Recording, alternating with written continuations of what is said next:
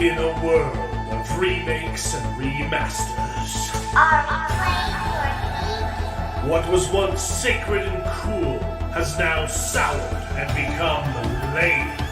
Red? Gone are the days of Pogs and Cowabunga. Now is the reign of slurp juice and dabs. Kids these days don't even know how bad they've got it. Now it's up to the best generation to rise to the occasion and make a show that dares to go where a lot of other nerdy shows have already gone quite a bit. That's right. They're going to talk about it a lot.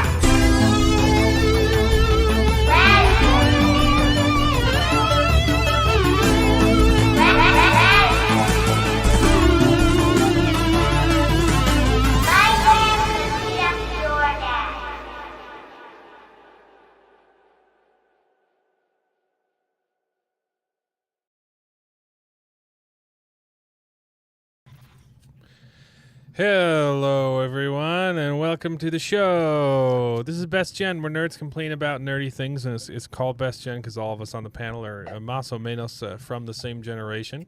We happen to think that it's the best one, not because we're better than you, but at least our Tron movies had grid bugs in them. So strap on in and prepare to wax nostalgic as we reminisce upon the days of yore while simultaneously complaining about the utter filth that Hollywood keeps pooping out of its butthole. How's everybody doing? I mean, I was okay until you said the B word. Let's be honest, there are far worse openings to this show in the past. Yeah. Who let the girl? No. Yeah, Jared's looking like Samson, which would be appropriate if we were watching a Samson TV show. But it's David. You got the That's wrong close enough. Bible story. Wrong Bible. Sorry about last week. I got incredibly sick, and normally, I'll send out a post saying "Oh, sorry, we have to cancel the show tonight." I slept. I fell asleep. I rescheduled the show twice. I texted everybody, "Oh, hey, let's push it back an hour," and then I texted everyone. Did I text you guys on Saturday saying it wasn't going to happen? I did. I was coherent enough to send out a text saying, "Hey, let's reschedule till Sunday," and then I don't remember Sunday. I literally slept all day long. I talked to my wife briefly, like I woke up and was like, "Hi, wife," because we were supposed to be watching Conference, and so I went downstairs and laid down in the guest room right next to the TV and passed out. And I don't remember any. I remember lucid dreaming through some of it. And I woke up briefly and what they were saying is what was happening in my dream. And that was really confusing. And I slept all Monday too. It's a bummer because both Jared and I were sort of called out at the in the last talk of conference. Could make fun of us for that one. Yeah, for not having kids. I heard about that one. Oh, I didn't actually Heard get to watch Conference yet. So Yeah. Our church authorities are even calling out Jared for not having kids. Get on that. really, oh shoot. Well, I didn't have Rona. It was I don't know. It was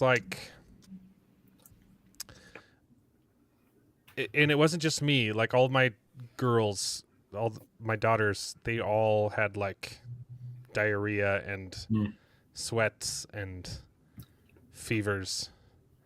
It was weird. Yeah, it was a weird sickness. But I'm feeling good now. I didn't even play Silk Song until Monday, but I was like, I don't want to stream this. I beat Silk Song off stream.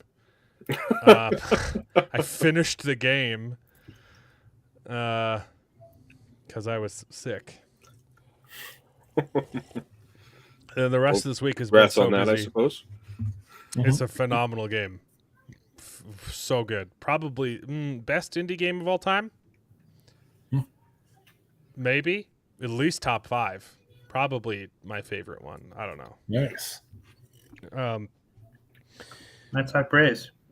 It's a high game. It's so good. I'm so loopy right now. I have to go to so we didn't have a fitness stream yesterday because I have to pause my diet. And I haven't made it to the gym at all this week. That's how busy I've been. I have to because I have to go to New Mexico for maybe 2 weeks, maybe 1 week, and help my dad fix the roof of our house that we grew up in. So I'm going down on Tuesday, and don't rob my house because there's still going to be people here. They have guns. It's just me going. Yeah. So you're going to be the roof man, huh? Yeah, I'm going to help my dad. He helped me remodel a kitchen. It's only fair I help him. You know. He also, raised you, contributed to you existing, things like that. Meh. That's peanuts. This is what you call quid pro quo. No, I'm just.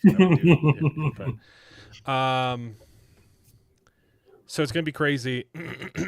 I won't do a fitness stream until I'm doing fitness, but I don't think I'm gonna gain weight because I'm gonna be working the whole time, and I'm not.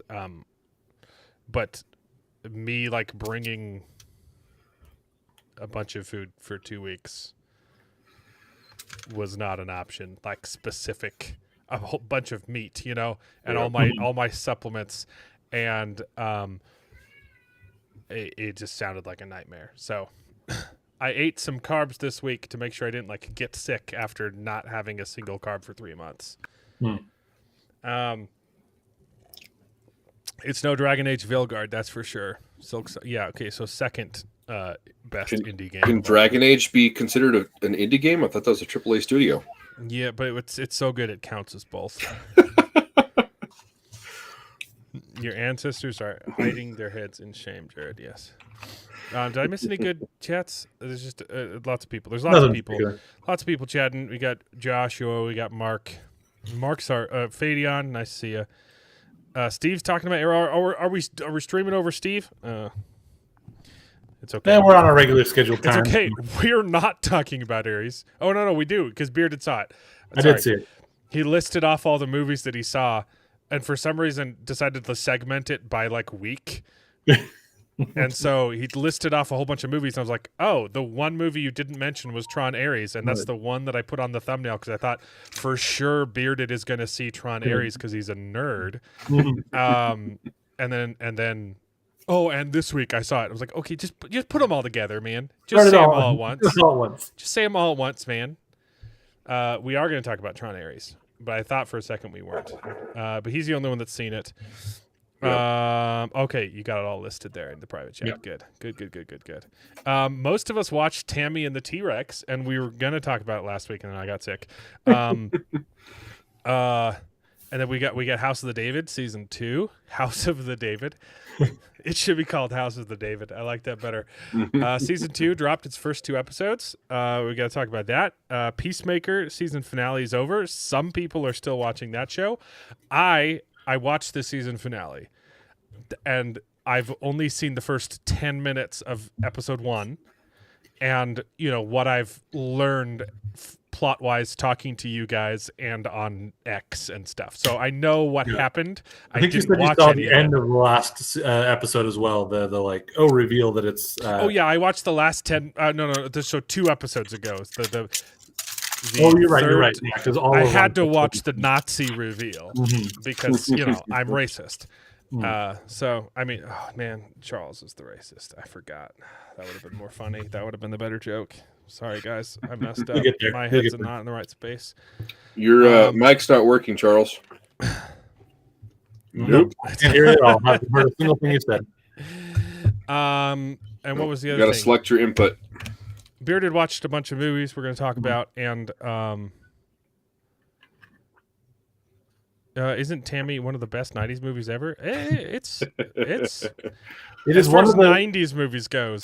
it is one of the It's most pretty far up mid there. 90s movies ever. Yes, sure. Uh-huh. It's one of the best. It's one of the best mid '90s movies ever. Yeah.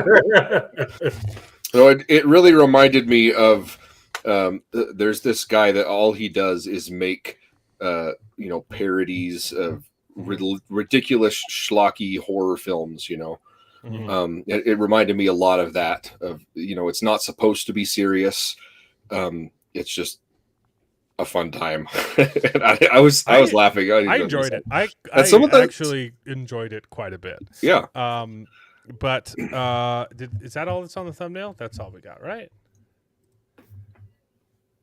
Oh, save changes. That assumes that I pay attention to what's on the thumbnail. That assumes I can still see the thumbnail after I've clicked on Hold on. said stream. Right. Oh, so this stream's going to redirect to when it's over. It's going to redirect to Jacob Ironside's stream on Tuesday, which I'm supposed to be on, but I'm also driving down to New Mexico that day. So if I don't get there in time, I might not make it. But I should be on. We should be talking about Terminator, the Terminator #1, which I have never watched actually. Really? Yeah, I mean I've seen bits of it. I know what happens in it. You I've never seen- watched the edited version that we? No, I watched the edited version of Terminator 2. We didn't have the first one. Yeah. Or Uncle Richard didn't have the first one. Yeah. That's what I we saw watched. both of them edited, and then later in college I watched the. I've seen the second one twice. I've also seen the ending of the second one 100 times because it's always on TV, and I only catch the end of it. But I've never seen the first movie. I've never seen any of the Terminators. I mean, just First the one's clips good. around, but yeah. No, I know it's good. I've probably seen Working? 80% of the Wow. movie in clips and but I've never actually watched it. So that's Tuesday. I hope I can make it to that stream.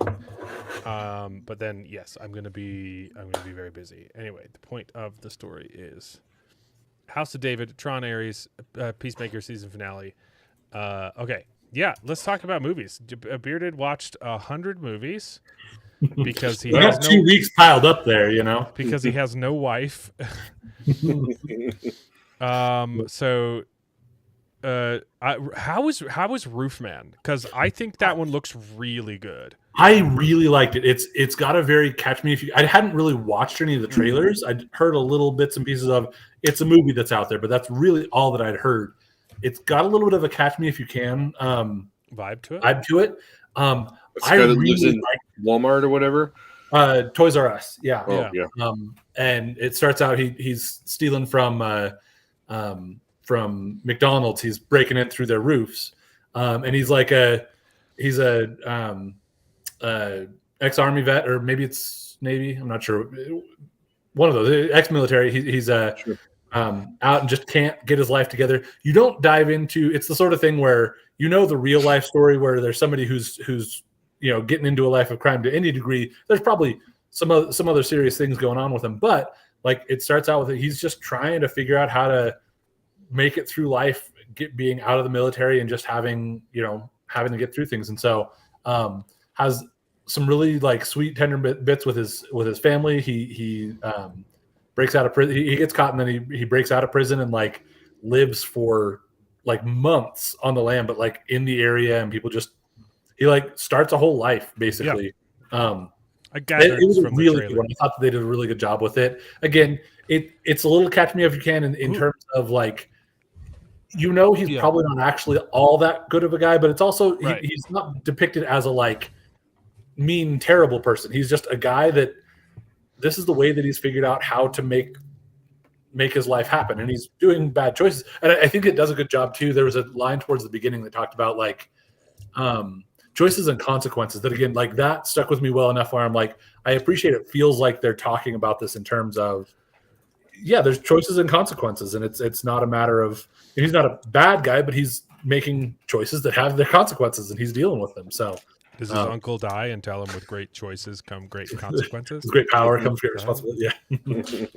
Yep. So I highly recommend that one. That one was actually one that I really, really liked and thought it was really good. Who's the romantic lead in that? Is that Reese Witherspoon? Channing Tatum with Kirsten Dunst. Kirsten Dunst. Yeah. Oh, nice. Yeah. So Some blonde. that there is an aspect of that I'm like that really makes me dislike the character or the person, but they also again soft pedal it a little bit in terms of he has not bad intentions, but he's reckless with his with the way that he does things in a way that hurts people, and they address that. And I thought it was just really, really well done. Channing Tatum did a really good job performing the emotions involved there too, especially the emotions that they wanted to give, with him being truly trying to do, not trying to do bad things and trying to do good things in some ways. One of the things that made him stand out is, especially around his first time that he was, breaking into all the McDonald's, that he would often, he would often he'd get the people to go into the freezer, but he'd make sure that they had their jackets on when he put them in the freezer and locked them up so that he could steal from them and everything. There's another likable bad guys movie that's fantastic. Have you seen Bandits? I don't think I have. That's a good one. That's a really good one. Bruce Willis and The Landman. goofy guy, yeah. He's the lead in Landman, and I can never remember his name. He's in. He plays bass in a band. It is Billy Bob Thornton. Billy Bob Thornton. Yeah. Blanchett. Kate Blanchett is the Kate Blanchett. It's a great one. Love triangle, love interest. It's so wonderful, and they showed off the scene that you were describing in the trailer of him putting him in the freezer, locking him up, and I take your coat. There's that's the entire movie of Bandits. Yeah, they're they're stealing from you, so they're not good people, but at the same time, they're not trying to They break into your home and have dinner with you while they hold you hostage and steal your stuff. It was great. The movie, it's funny. It's also kind of a criticism of the cultural celebration that happened around Bonnie and Clyde. Okay. How, people are oh, these people are great. And you're like, no, they're cold-blooded murderers. Yeah. Mm-hmm. They're bad people, and they became gods, And the bank robbers get a cult following, and that they show up and oh, are we being robbed? Yay! I love you guys. It's nice. This one doesn't really have quite that. movie. It doesn't quite get to that level of the commentary, but I do think it still had. I don't think it got to the level of being able to really comment on that aspect of things, but it didn't try to paint him as a bad guy, but I don't think that it tried too hard to pretend like he was nothing but a good guy. I'm looking forward to seeing Roofman. I'm glad you liked it. I really liked it. That was probably my favorite one of these ones. But also, if you haven't seen Bandits, watch it. It is nice. It's on Amazon. It sounds like movie. It sounds like somebody's watching The House of David right now. I don't know if anyone else can hear it, but I can hear the audio in the background.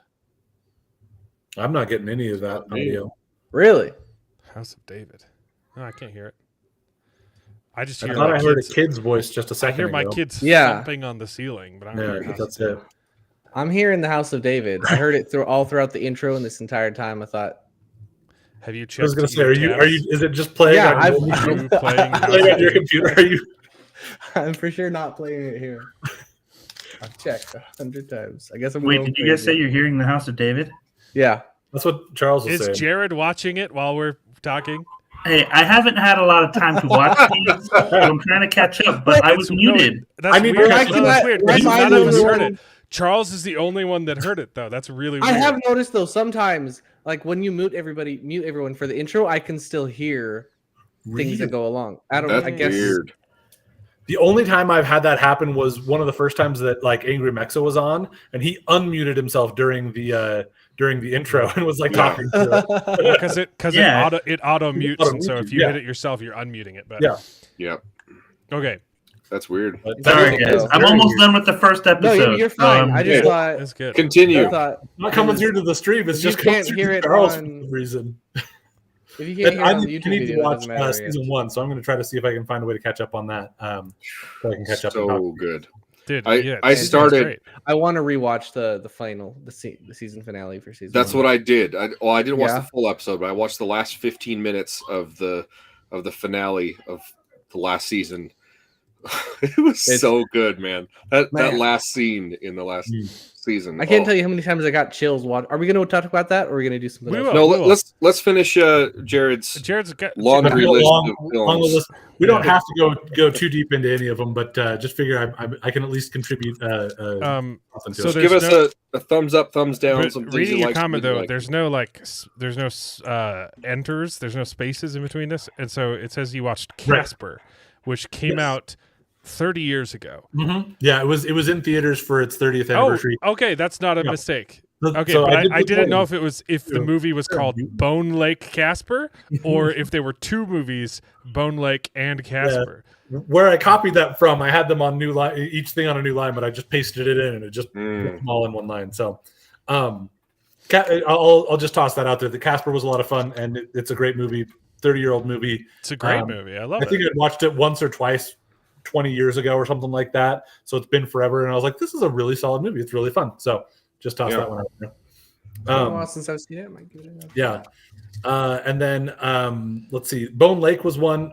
Did any of you guys ever get around to seeing oh shoot, what was that movie by the same guy that did Weapons? Barbarian. Barbarian. Yeah. Yeah, it's great. So take the idea that like the starting point of Barbarian, where there's the like Airbnb mix up, and this movie does that, but goes the direction you expect that premise to go. It definitely it starts out with some nudity, so be warned of that. But it is Charles. it's very it's very skippable. You could skip through that pretty easily and get the concept of what's going on from there. It does get pretty brutal, but it was an interesting horror movie. Horror is not my favorite thing, but because I have the movie the unlimited movie pass at Regal, I'm like, I might as well go see these things so I can at least see them and You experience. say that, but every single time you come to visit, we watch a horror movie together. That one's Hannah's fault. That's true. and especially when it's around Halloween, because it's like, it's Halloween, you got to do something. Oh, we did watch what was it? Hannah and I watched together. Shoot, what was it? It was a fun classic horror movie. I thought I'll have to see if I can remember that. I don't want Tammy to. and the T-Rex. Tammy and the T-Rex. That was a fun classic horror movie.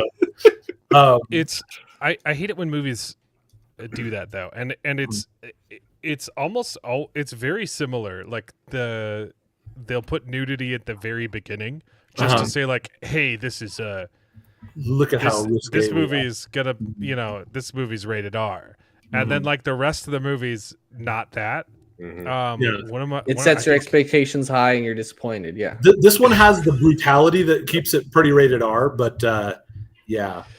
Well, like I don't care about violence, but I don't like seeing nudity in films, right? Like I think it's one of the greatest movies ever made. Dragged Across Concrete. Have you seen that? It's it's Mel Gibson and Vince Vaughn in a buddy cop dark movie. How have I not heard of that? The opening scene is nudity, and then the rest of there's no more nudity for the rest of the movie, and it's wonderful. But I can't recommend it because stupid boobies in literally the first scene. So you can you can just skip the first scene and watch the rest of the movie. It's so freaking good. Yeah. Zombieland's kind of a similar deal. It doesn't. I don't think it has anything sexual throughout the movie except for the naked zombie at the beginning. Eloya, are you thinking it's it's not even in the movie, it's in the intro. Is that the platform, the prison one with the food that comes down the platform? They made 2 of those. I saw the first one. It was okay. I remember you guys mentioning that. I don't think I've seen that, but yeah. They're making a Lethal Weapon movie. I'll watch the heck out of that. Okay. Sorry. Nice. So you were Bone Lake, good or bad? Pretty good if that's Fine. the kind of movie you're going to go for. I think that they did a pretty good job telling the story, and it definitely went some weird, creepy, crazy ways. Yeah. Not amazing, but it was fine. You say there's a lot of gore and stuff in it, though. Is it gory for the sake of being gory, like the Saw movies, or is it just probably just shy of that? I think it fits with the story. There was another one that came out a while back a couple of years ago called Bodies, Bodies, Bodies, and I think there was a really similar vibe in that where you get a lot of brutal deaths and that sort of stuff. Yeah. That sort of thing is fine, but I don't like it being, overly graphically violent just for the sake of shock and awe. Like, I think it stays this side of that for the most part. It does end a little bit like it kind of goes very it kind of veers that way towards the end, but a lot of it before that is very psychological. I mostly liked it. Again, if that's your kind of movie, I would say check it out. But if it's not, don't even bother with it. It's not. It doesn't stand out. Yeah, but Good Boys also a horror movie. Good Boys is told from the perspective of the dog trying to protect its owner. Yeah. That one I think I would give a higher recommendation to. It doesn't have I've heard good nudity, things. Doesn't have as much like the kind of brutality. There's no dog nudity in it. No, I don't know. The dog sometimes. Let's see. Did they ever take the dog's collar off? Dog in a fancy sweater. Right. That's an interesting concept, though. I like that. It is an interesting I one. like the concept. Yeah. Yeah.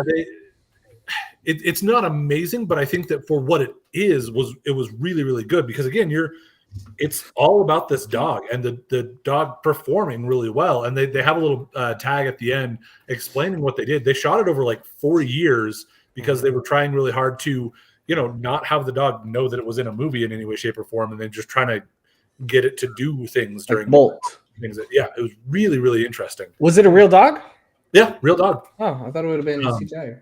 There's I think there's a couple of places where they said that they might have used, but like honestly, the dog, especially the dog, was not CGI the entire time. Again, there might have been 1 or 2 scenes that they did a little bit with it, but 99, if not 100% of it was that dog being itself. Cool. That's really interesting. Yeah, it was, and I think it was interesting because I feel like there was a little bit more subtext of like what a dog might be experiencing going through, like a sickness or those kinds of things, and it interpreting it as these very supernatural things. That was kind of interesting. It didn't quite lean into that in a way that it kind of felt like, oh, maybe it's going there, but it didn't. It's not like POV from the dog, right? But the camera stays with the dog the whole time. The camera follows the dog is the main character, and you've got you don't see the owner's face until at least halfway through, if not longer. See, I like that kind of ambitious move, it was even if it's not good, like I would see that movie just for the concept. What one was that called again? Good Boy. Good Boy. Yeah, okay. Because my wife had mentioned that and thought it would be an interesting one to go see. So I'll say if you're the kind of person that has like worries about like, oh, does the dog die or whatever, just spoiler alert, it does not actually. So I think the funny thing about that actually was that I'm not going to watch it. When they had the trailer come out for that, apparently the biggest Google search was, does the dog die at Good Boy? They did a similar. There's a website, doesthedogdie.com, that has like all these, if you're sensitive to children violence or sexual assault or whatever else, like it tells you what kinds of things are going to be in there. And I checked it too, just not that it would bother me, but yeah. They did a similar horror movie maybe like 2 years ago. I think it was called A Violent Nature or something like that, where the entire movie it's from the point of view of the killer. Okay. Like the killer is the main character. Yeah. It never leaves him. So they did another interesting thing with this movie that I've heard is getting critical praise. That everything is just like from a screen capture. It's called like War of the World. Yeah. I've heard it's visionary. Yeah. I'm not expecting literally anything other than that. Yeah, except that they'd already done that like 6 times with stolen and missing or something like that. Yeah. I've heard enough about it that I almost want to experience it just to see the Unfriended. I Oh, think it's been so around. funny. terrible. It's so funny. I've Yeah. watched a good portion, not the whole thing, but I've watched a a good lot of portion clips. It is really bad. I don't think I've even seen I a don't clip. want to watch it. Everything Dude, I've heard about it, I'm just like, the hero of the story is Amazon, Amazon, yeah. not Ice Cube. Like they Yep. saved the day by ordering a package on Amazon and getting it airdropped in with a drone. It's a new service called Amazon Air. Or yeah. Yep. It's hilarious. yeah. You got to watch the soon to scene where an area his near son you. dies and Ice Cube reacts to seeing his son die on screen. On It's screen. great. Man. Or when he finds out his son is the terrorist or hacker or whatever. It's you? That's great. No. I don't want to. I don't know. Wow. I have so many movies on my watch list. I'm never gonna get to war. Yeah. Yeah. That's the thing is like I'm taking advantage of the like I can go to the theater and not have to pay for the movie, because I'm like once it's out of the theater, am I going to take my time to go track it down on streaming or whatever else and watch it? Like 90% of the time I don't. Sure. But on that note, they also made a movie that you saw in theaters where the entire film is from the point of view of a retard, and that was Tron Ares. I don't think it was that bad. Honestly, I haven't heard a single bit of good praise for the movie. So the big thing that I've seen comes. about it and that I think definitely is it's visually really well done. Like it looks Sure. really cool. That's most movies nowadays, though. And that's kind of about all that it really has going for it. I will say the things that I kept tripping up against where I'm just like, that's just so dumb. I realize are honestly present in all of the Tron films, even the old ones. Right. And so a lot of the kind of stuff where you're just like, that's not how technology. But that's a part of this franchise. Okay, fine. Yeah. Sure, go with it. I had that same reaction watching some of the trailers. I'm like, that's really dumb. I'm like, the guy gets sucked into a computer. Like, it's dumb, right? So go for the visual, extravaganza. There's some kind of interesting action. They did not do a great job. I think some of the action and fight scenes. This is where I finally am now starting to say, oh, you are way too tight into and cutting around the action in a way that makes it just not interesting enough to me. It's because they don't know how to do choreography, so they just cut it to hell. And I feel like there's a couple of things that they even had performers that could and should have been good. And I think that honestly, one of the final fights had some good choreography when they were pulled out. But so yeah, the soundtrack is done by 9 Inch Nails instead of Daft Punk, like Legacy was. I haven't heard good things. I've heard a lot of people that did like it. It didn't stand out to me. It felt more like to me what I noticed more was the needle drops of other stuff. So they had like Depeche Mode that played in certain parts of it. They had a couple of other like needle drop like existing songs that dropped in there. That's what I noticed more than the soundtrack and the any of the new stuff by 9 Inch Nails. It was fine. It wasn't bad. I didn't dislike the music, but it didn't stand out to me at least. So yeah, not one. So when the first one came out, or not the first one, but the first Disney remake, Legacy, Legacy, that everyone was talking about the Daft Punk music. Yeah. It was on top of the charts. It was awesome. It's great a phenomenal soundtrack. It's so good. So from what I've heard, tell me if I'm correct. Tron is not in the movie. Not at all. Kevin Flynn is not in the movie. Sorry. Jeff Bridges is briefly in it. His son is removed from the movie, along with his love interest from Legacy, and his company is taken over by a female POC because they didn't want to have Sam Flynn in the movie. That's a weird choice, man. That's about it. Yeah. I think that. Like Jeff Bridges is the only one who original character who's in the movie. And he's not really involved with the outer world stuff at all. So yeah, why? Because he's dude. I wanted a sequel to Tron Legacy for so long. Yeah. Yep. And I would have watched it even if they kept Olivia Wilde. and they just ignore all of it. Yeah. It's That's a been weird long enough. choice. It's been long enough since I've seen the original, or even Legacy, that I didn't really like. They did some like exposition dump of like, this is how we're at this point, but basically it's so now we're going to do here, and it's just using this concept more than anything, and like some of the names of the things, which, I mean, that's not going to make me not want to go see it, but it didn't really do anything for the movie either. And to your point of like how you're just trying to take advantage of this IP to make a big blockbuster film that Right. Because you made a Tron movie without Tron. The weird thing was too that Tron was barely in Legacy. Tron that's what I was going to say. That's the weird thing He was is in that it. Tron was not in Legacy as much as people wanted, Mhm. and they complained about it.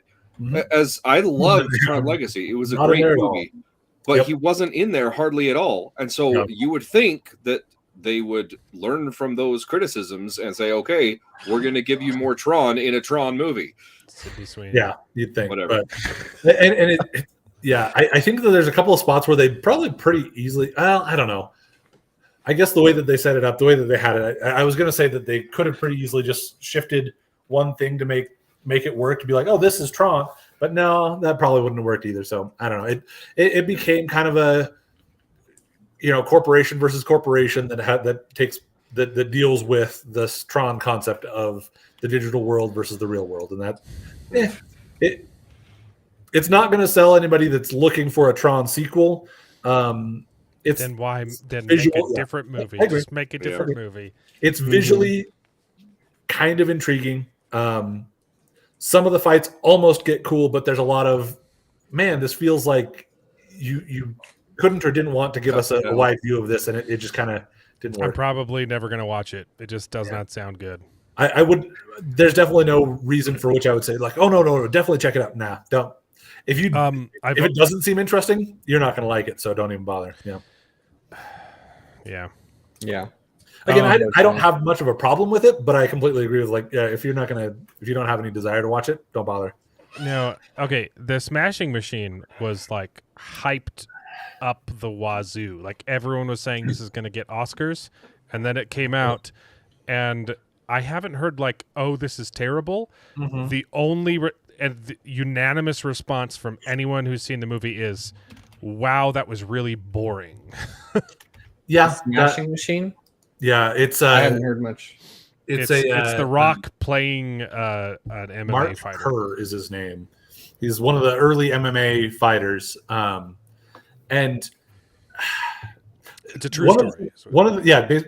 True story, or based on a true story, and as much as anything. They did a good job of making him look like the guy, though. Like that's impressive. They did a pretty good job. It's one of those things where, in spite of the fact that like everyone was going, "Wow, it totally doesn't even look like The Rock," I'm like, through 90% of the movie, he just looked like The Rock. He looks like The Rock, but he also like the other guy. And I do think that he was doing some good acting in it. And that's the big thing that a lot of people were trying to take away from it is like, man, The Rock is really acting and not just being The Rock. To me, he still looked like The Rock. I couldn't separate him well enough in my head, in spite of the fact that he does look a little different. But he doesn't act like The Rock. None of the like eyebrow raise sort of stuff and all that. Right. Denise Richards does a good job acting in Tammy and the T-Rex. It doesn't make it a good movie. Right. The other thing that I'd heard about this is apparently a handful of years ago they did a documentary about Mark Kerr, and they basically reshot the documentary, but with the Rock and a little bit more of a like, this is a narrative rather than a documentary of it. Mm-hmm.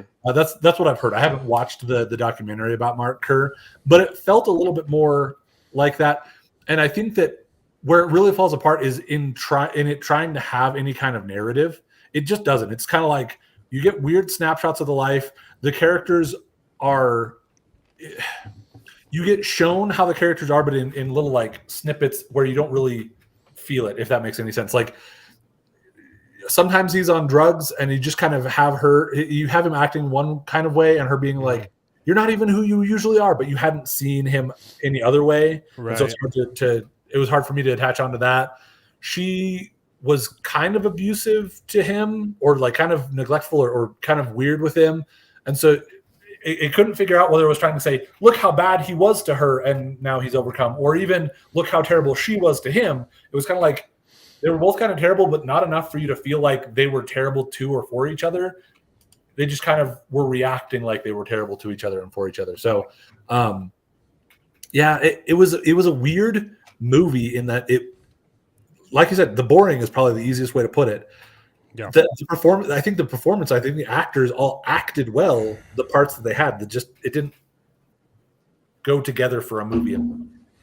Yeah. That's my thought on that. Yeah. Shame. It looked interesting. So, all right.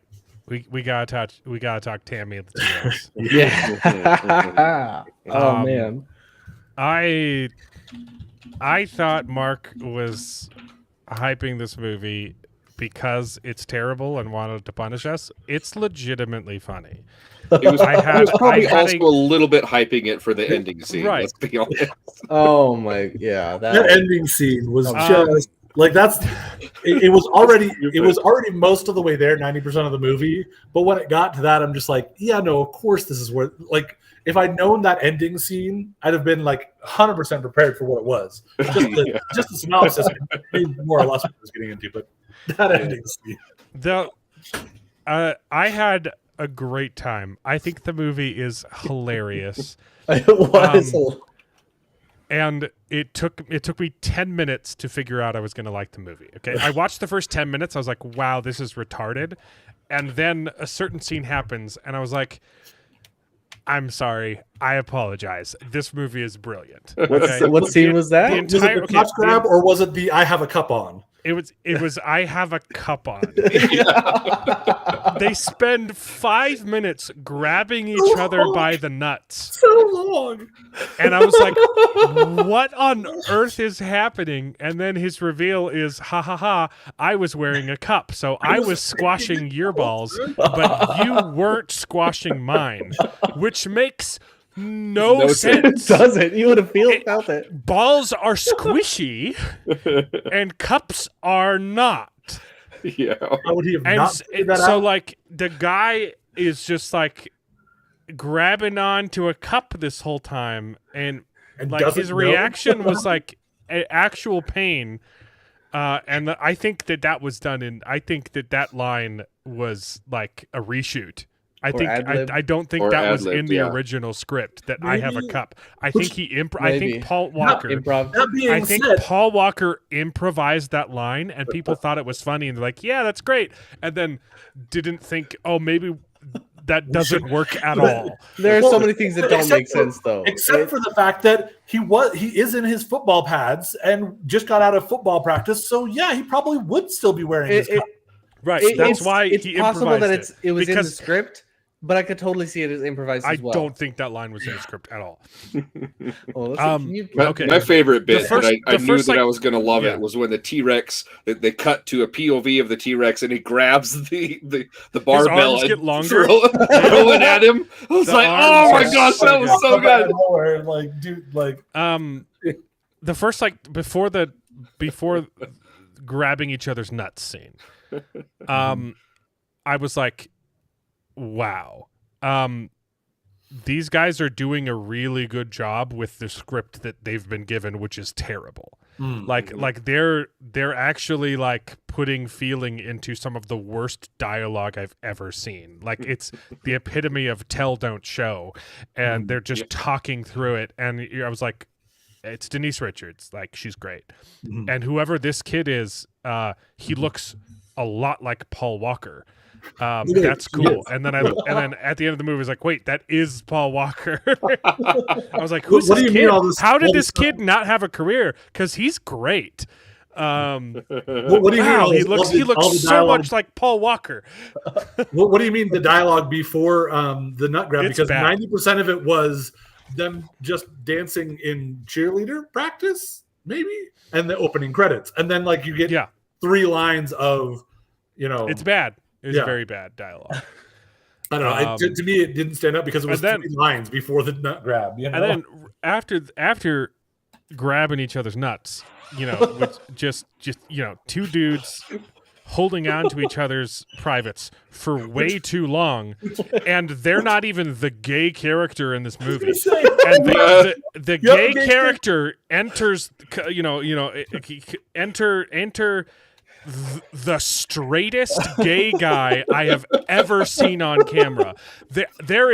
I do not believe for a second that this man is actually a homosexual.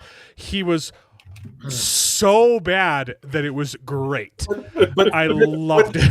His reaction to the first nut grab is ooh, like everyone else. But then his reaction to the return nut grab is ooh. That was so bizarre. Byron's character, oh my God. There is no reason that his character's even in the movie. His character doesn't affect the plot at all. He's just there to to watch what's happening and be gay. He Denise Richards bounces off of him a little bit, and someone to talk to sort of thing. But he's the son of the chief, is he? Yeah, but it doesn't affect the plot at all. It really doesn't. He's just there to comment gaily on the plot. He does also lead them to the barn at the end. That's true. He leads the police to the barn. Right, because they couldn't have followed the giant dinosaur footprints there instead. Well, apparently they couldn't because they didn't until they saw him. They needed the gay guy. And how terribly it was like, oh yeah, I'm definitely not being followed when 500 feet behind him is a cop car driving down the same road. I think it's hilarious that they gave the doctor and the nerd scientist the exact same stage directions because they're the exact same character. Unless they're in a scene together.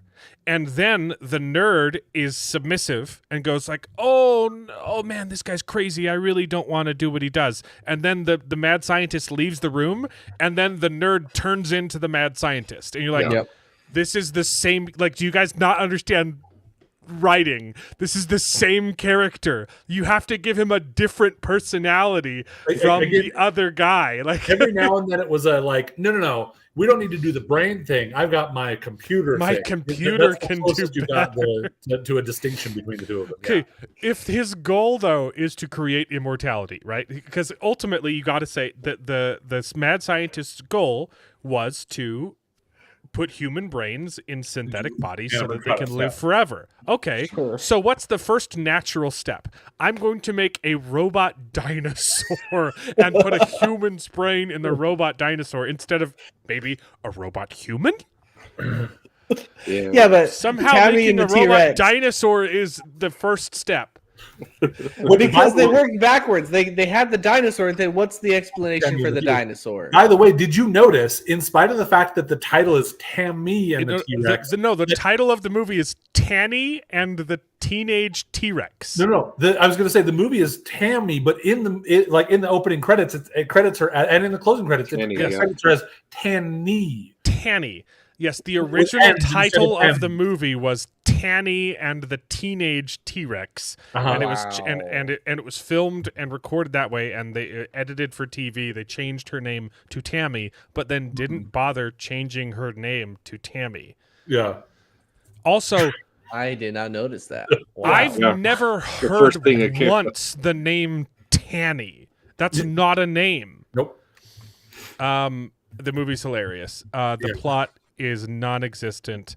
Helga is just horny the whole time. It's like they were trying to go for like What's Up Doc, where the characters just move. They're all revolving in different places and end up in this, except it was just like, hey, let's go here. Hey, let's go here.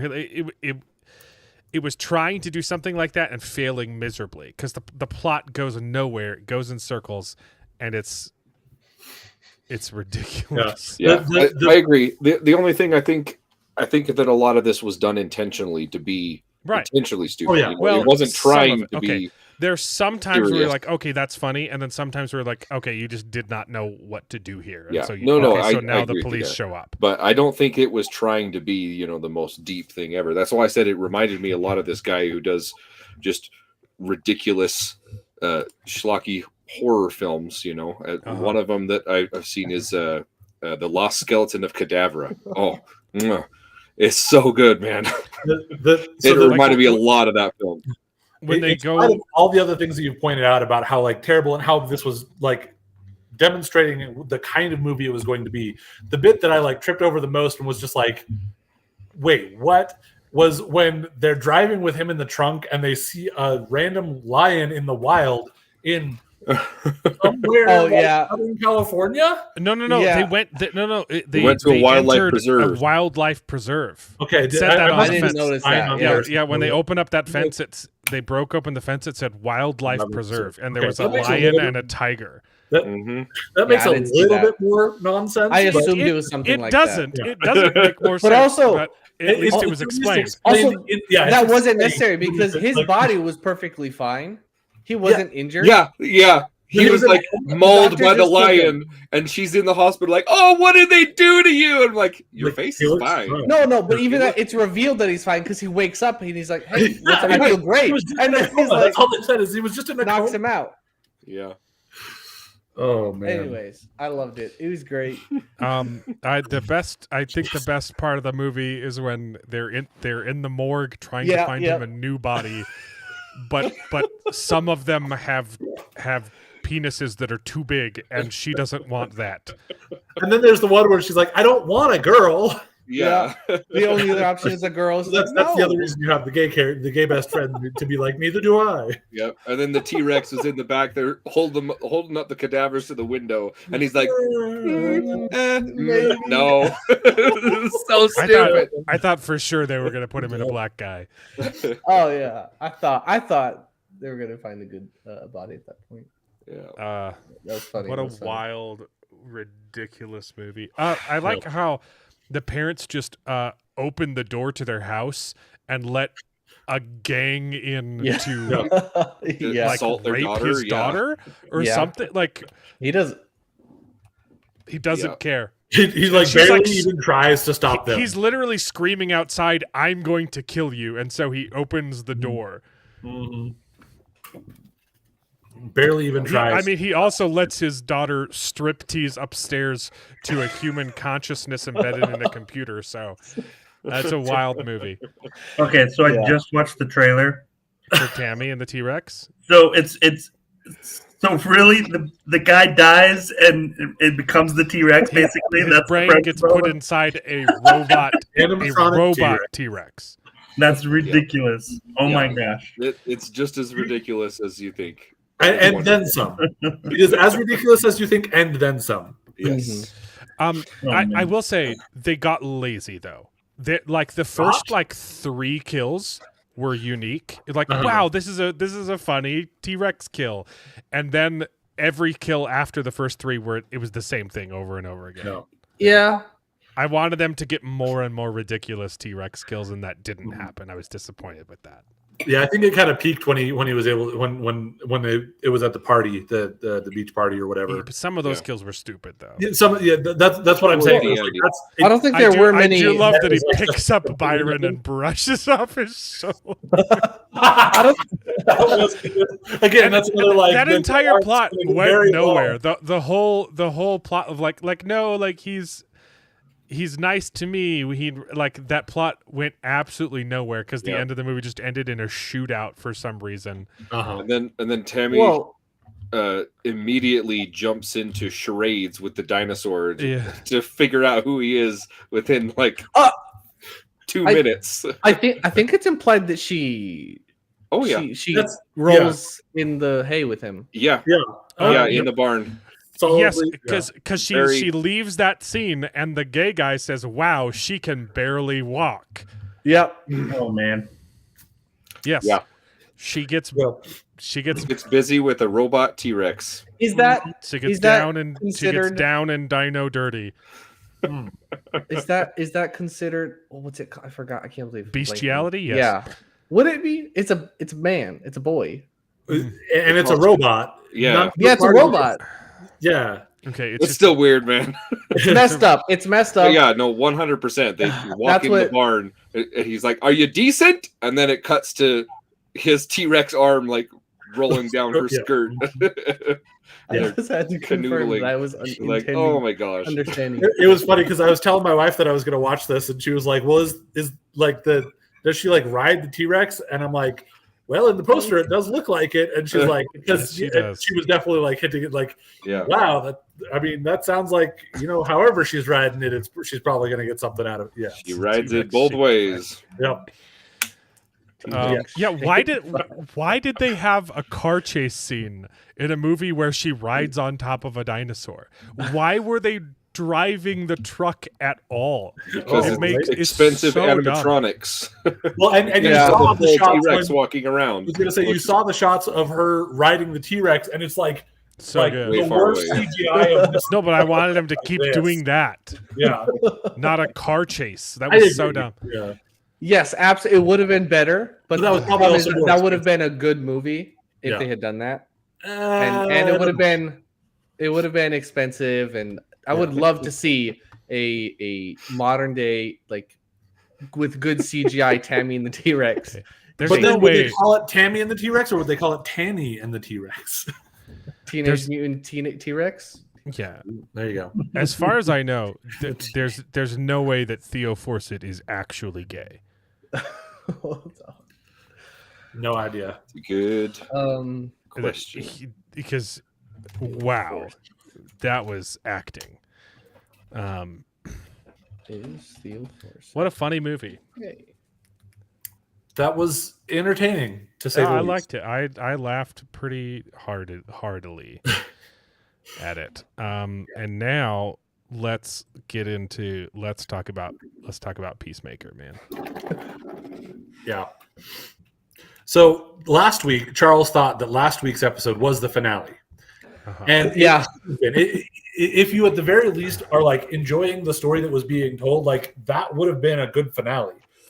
So if you're taking it in terms of whether you like the show or not, Right. that would have been an appropriate finale for the Right. show that it was. Well, because And one this would was presume. just Because one would presume if you spent the entire season setting up Nazi world, that the finale of the TV show would revolve around killing Nazis, Mm-hmm. killing Nazis, Which- escaping from the Nazis, something which it like that. Yeah. A premise which it completely abandons. And instead, the finale of Peacemaker season 2 is a bunch of montages of James Gunn hanging out on set with his favorite bands. That's it. So the only other thing you kind of get, which I think is probably his reason for saying like you gotta watch episode 8, is because they set up the idea of what was it called? Salvation, yeah. which is apparently around comics where they an alternate dimension that they're going to use as a prison, right? Yeah, and you didn't even get like he lied so much about this finale. He said that it was packed full of cameos. They filmed apparently a Superman cameo because there's pictures of Superman in costume, or David Cornsweet in costume on Peacemaker set, and apparently they took that out. He said it was He said there was crucial more than one cameo. He said there cameos plural. There wasn't a single cameo in the finale, except for the bands, which is probably what he was trying to, which is where he's Okay. not lying. But going back to Superman, though, he That's specifically a lie. said. That's my point. Specifically said with Highly Superman, it's important to watch Oh, Peacemaker to understand the next. It's because there's My going point to of be that an is alternate it's going to dimension be prison in the survival, next Superman yeah. movie. That's it. That's there it. was technically there was an alternate dimension prison in this Superman movie. I know. It So didn't who make. freaking cares? Yeah, And he also teased this entire episode is going to be about dimension hopping. They're going to go and see a whole bunch of dimensions, and you see Well, the for like a Flash split again. second, you see like 2 dimensions where there's like a big skull, a skull spider, and they immediately close the door. There's one that's like empty, and then there's get- the zombie one too, and then you get the Yeah, there's a few dimensions, but they. It's all done. It's over in 5 minutes through montages. The only dimension that you see is Candyland with a bunch of like cannibalistic gnomes. Yep. And for some reason, the police officers, or not even police, this is like Secret Service, right? These are like special agents for some reason, they're morons. They Mm-hmm. forget how to be policemen. And they literally see like raptors crawling through the grass toward them, and they don't have weapons or prepare themselves in any way. They just get pounced on by a bunch of things and die. It's so retarded. You're like it's played off for laughs, but it's impossible to laugh because everyone in the scene is legitimately retarded. And I'm not even that's not hyperbole. Like the characters are morons. Mm-hmm. But see, that's a constant throughout the entire who's not show. even a trained person wouldn't just stand there and look at the missiles shooting towards me. Mm-hmm. But see, that's a constant throughout the entire show. All of the FBI then the agents entire show is retarded.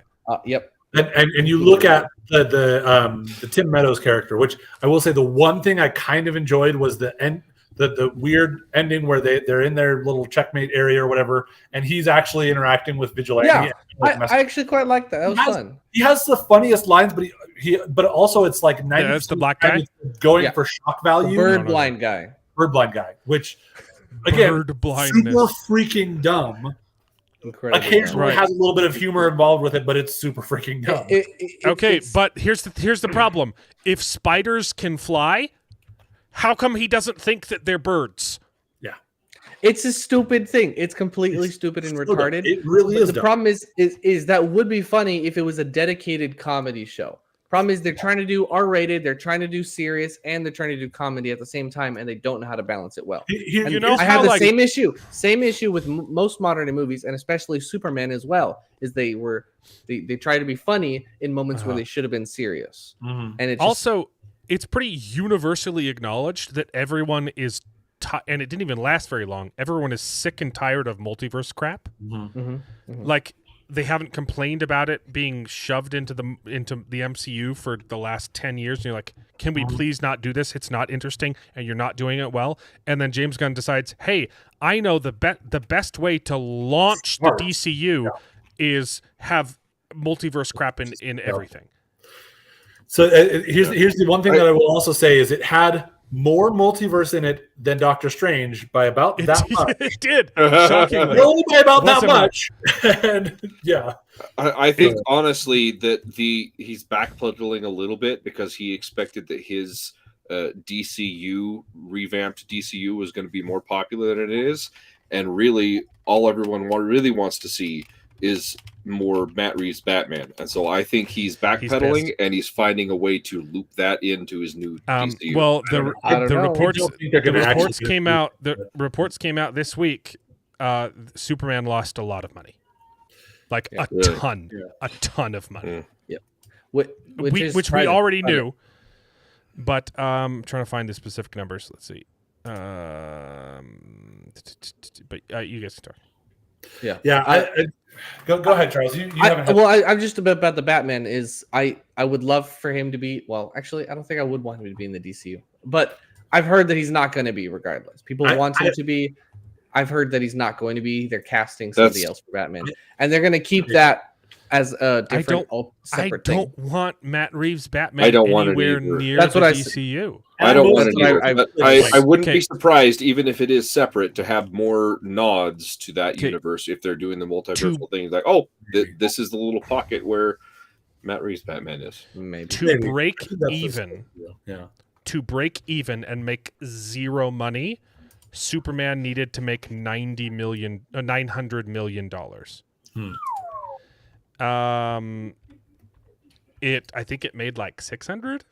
It was in the 600s. I think. I don't think it got to 7. Worldwide, where? Yeah, so it made 600 billion.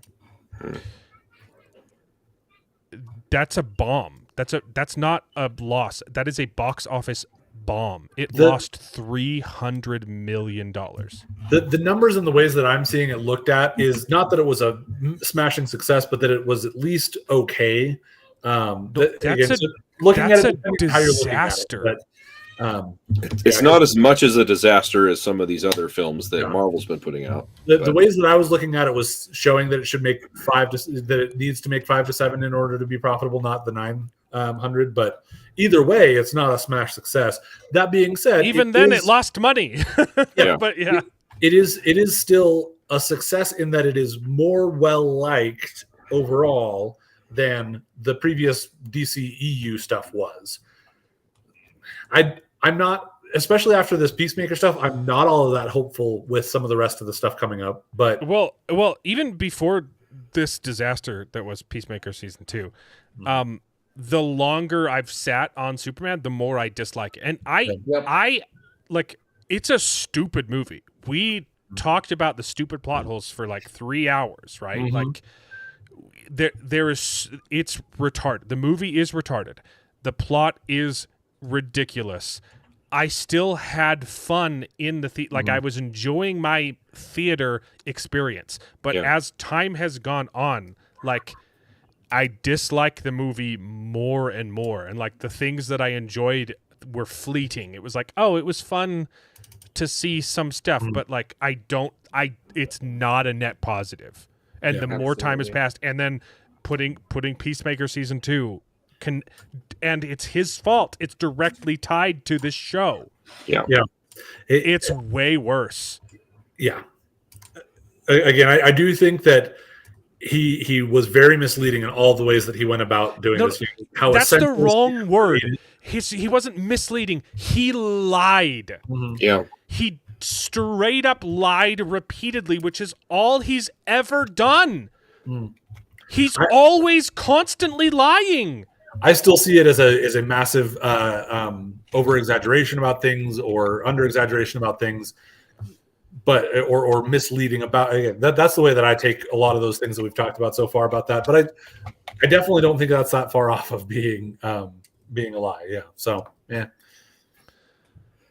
It was, but if you want to know, I mean, he said it. If you want to know where the DCU is headed, you have to watch Peacemaker season 2, and apparently it's I suppose headed, we don't it's know headed because we haven't seen it's the headed rest for of the DCU, dump. But yeah, no, he said if you want to know where the rest is going, watch this show. And what I'm saying is that we haven't on. seen the rest of the DCU, so we don't know how much it might rely on things that they decided to do there.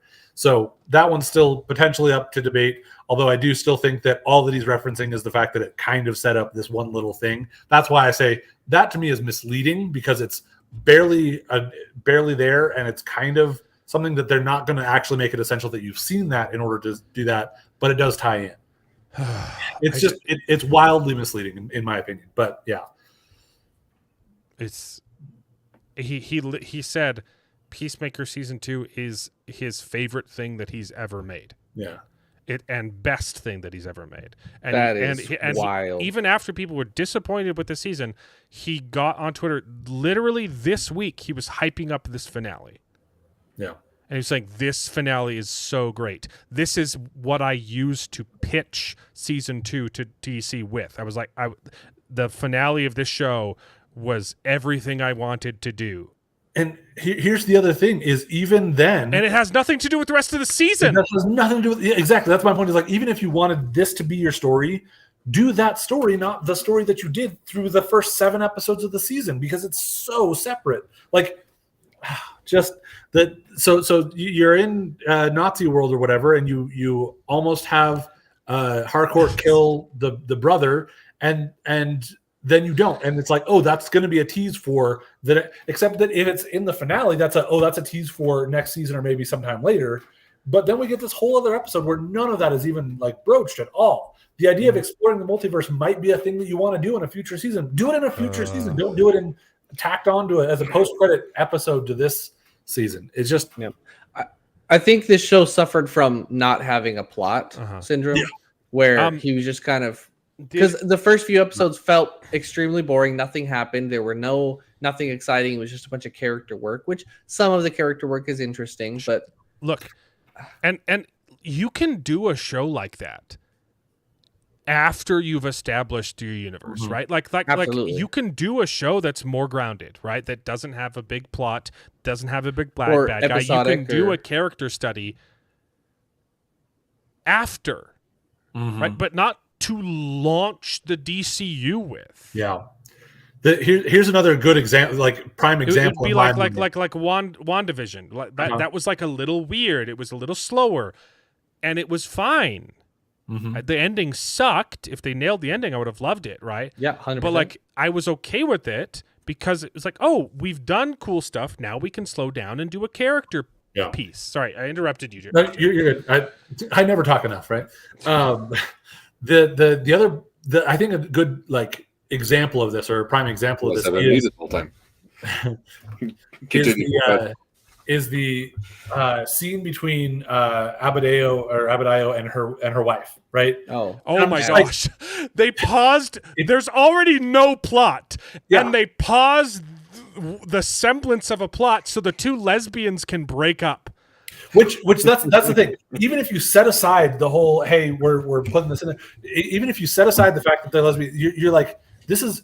I have a hard time with like they approached it in a certain way where they're saying this is why we're breaking up. And Is that the first scene that her wife is in this season? This season, no, they talk Because I about didn't it. watch it. once or twice, like one. She's in one the or- beginning, Yeah, and then in the previous episode, she's talking to the green midget, and Yeah. she's like, "Oh, my lesbian wife won't support me," and he's like, Right. "You're So- not supporting your lesbian wife." but that's the thing. You've had 2 seasons. This is at the end of the second season, and you were introduced to this character and this concept, and it's just kind of like it's like, oh, there's a thing, and then like it was so like it was an emotional scene that for me I already had a hard time with, because again, setting aside the fact that they're lesbians, the ideas of the ways that they're deciding to end this is just nonsensical to me. But also, like, even if you're saying, okay, they're deciding that they need to go their separate ways, we have no investment in this storyline. Even if you cared about this storyline, it has been so non-present because it was like it's mentioned 3 times. It's the sort of thing that that storyline could be an episode, period. The only thing and it's stretched out over 2 that seasons. this season did was establish a multiverse prison and set up Checkmate so that James Gunn's wife can be the new Nick Fury. Waller, yeah. She's going to appear in every single DC project. That's what probably. Checkmate is. So she can bang all of the other superheroes in the DCU. Dude, he's genius. I will also say, like, I think that some of the performances were pretty good too. Like, I think that that, Peacemaker, I think he did a good job portraying some of his stuff. I strongly dislike John Cena as a person. I think he's a scumbag, but I think he's actually a pretty good actor. I think he does a good job as the character, and the teeny bit of acting that he does is good. Like there was a shockingly good amount of chemistry between him and James Gunn's wife for some reason. But I don't like it was like, oh, this is kind of cute, kind of endearing. Why is this the finale of the TV show? Yeah. It's literally just John Cena banging his wife. You could say that was kind of the driving force throughout the entire show. It was probably the most through line that the season had, was them getting together and trying to figure that out. It makes sense. And I will say 100% James Gunn in even Superman and Peacemaker, the characters are always good acting and they're fleshed out and they have chemistry. And that's what I liked about Right, but the story is dog crap. 100%. The story is bad. It is bad. And we see that in some of the later Guardians of the Galaxy, too. That's not, like, his weakness either. Like, Guardians of the Galaxy 1 is some of the greatest storytelling ever. Fantastic. Yeah. 3 sucks, but, like, I don't know what happened. He knows how to tell good stories. I think it's TDS. I think it's Trump derangement syndrome. He isn't worried about telling a good story. He's worried about dunking on the haters. Could be. That was the entire. That was the entire point of this series, was to say, "Ha ha ha, MAGA are racist." Not He just literally that, has Christians. the character say, "This alternate universe full of Nazis, where where the blacks are all in prison camps to do forced labor, and I got chased in the street, and they said, "Hey, look, a black."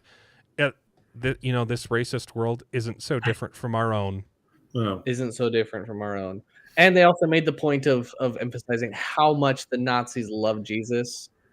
Yeah. It was a throwaway line. Oh, because Nazis were infamous for loving Jesus. They actually did have their, to their own degree, but yeah. No. Yeah. The Nazi party was very anti-religion. It's because they have no idea what Nazis burned Bibles. I was going to say they also just they used that as a large part of their excuse for hating on Jews, but being reined in, it's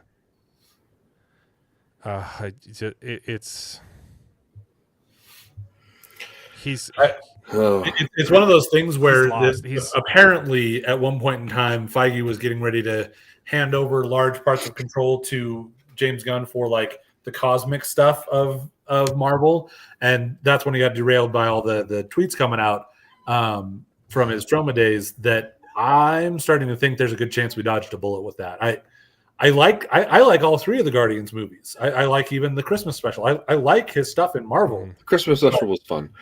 Yeah, I think three, if you turn off your brain, is enjoyable. It's my favorite. There's elements of it that I think. A lot of elements I don't like. Of what he was trying to do, but it did not come together. I will say a lot of people apparently really like the way that they worked the F word into this PG-13 movie. I'm like, that was the dumbest use of the F word ever. I don't remember their use. Oh, open the effing door. Yeah, because Mantis couldn't figure out how to open a car door. Yeah.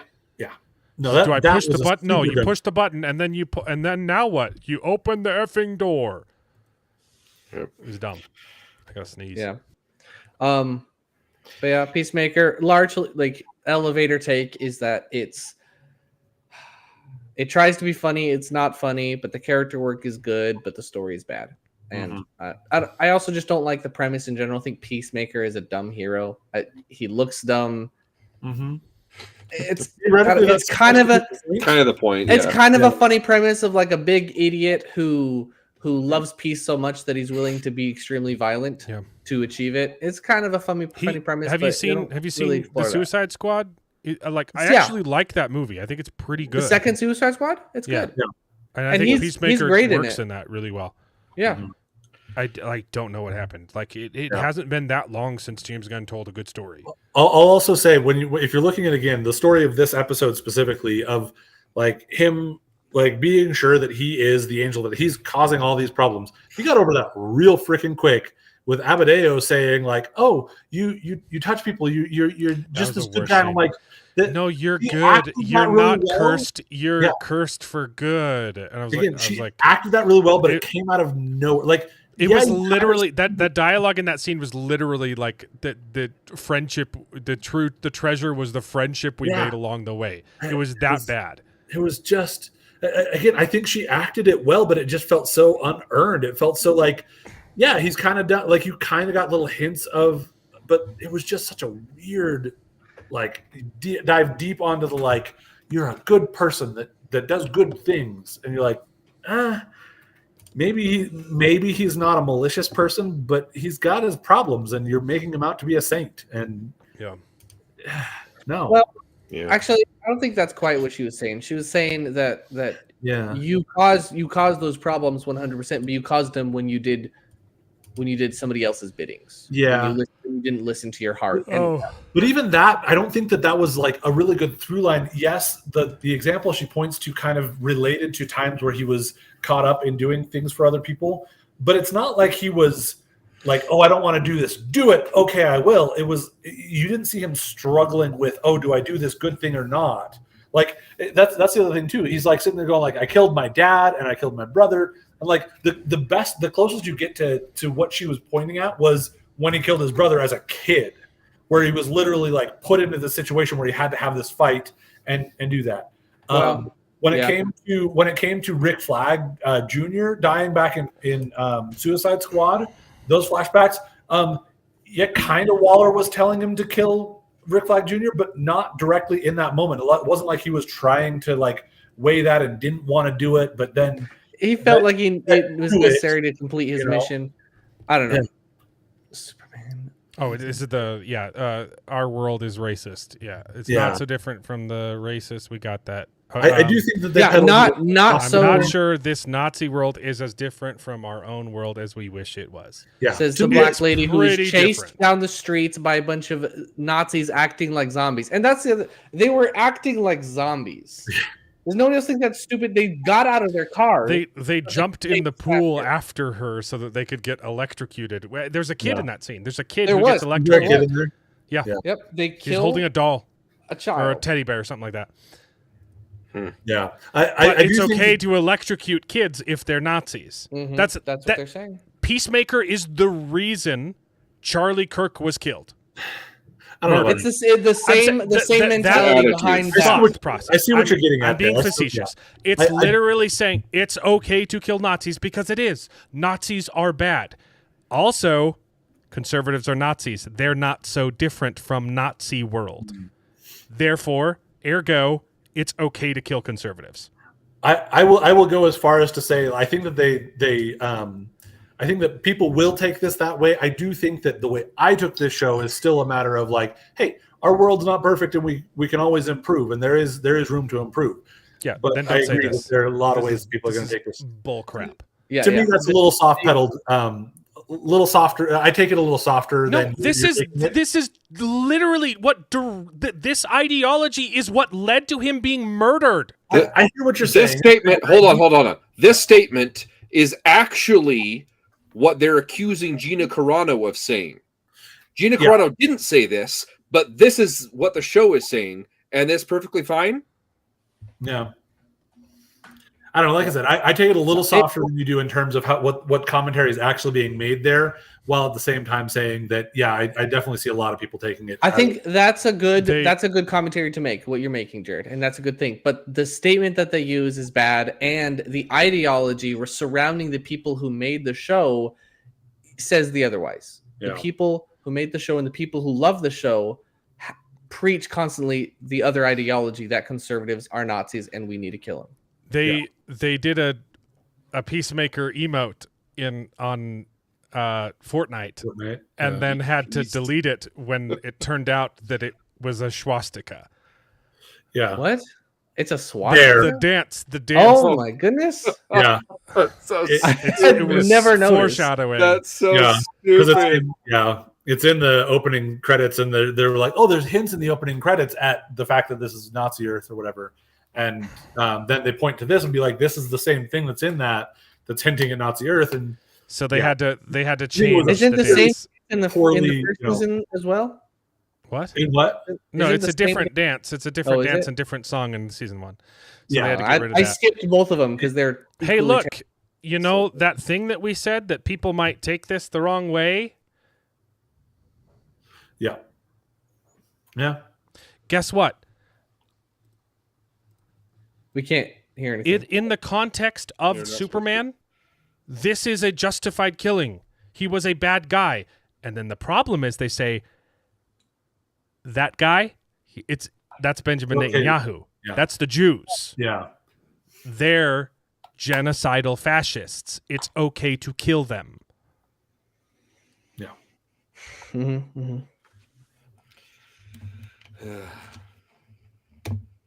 I agree with both these statements. Mm-hmm. Just not the through line between them. No. Yeah. Not the third one. Mm-hmm. Mm-hmm. Hassan got canceled not because he's a piece of garbage, not because he literally calls for violence against conservatives, not because just 2 weeks ago he said, I want you to gut them and spill their guts on the streets, an actual call to violence against conservatives. He's being Oh my canceled because he uses a shock collar on his dog. You're kidding me. This is literally people valuing their dogs more than humans. Look, Mhm. I think that what he did was, I don't even like dogs. I hate dogs. And I think that this is scummy. And I think it's insane that this is what's getting him finally canceled. And then he tried to lie about it. He said, no, it's a vibration collar.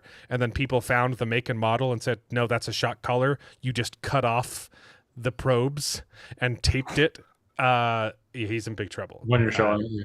Yeah, but like he shocks still. his dog to keep the dog sitting in frame. He has a bed behind him. He uses the dog as a prop, and if it gets up, he shocks it. That's messed up. I think that's messed up, 100%. But I hate point, dogs. I think that's screwed up. But it's not even close to the worst thing he's done. This should not be the reason he's canceled. He should be canceled. This might be a scapegoat where they're trying to say, "Oh, we're not canceling him because like." Yeah, this could be their excuse, their scapegoat.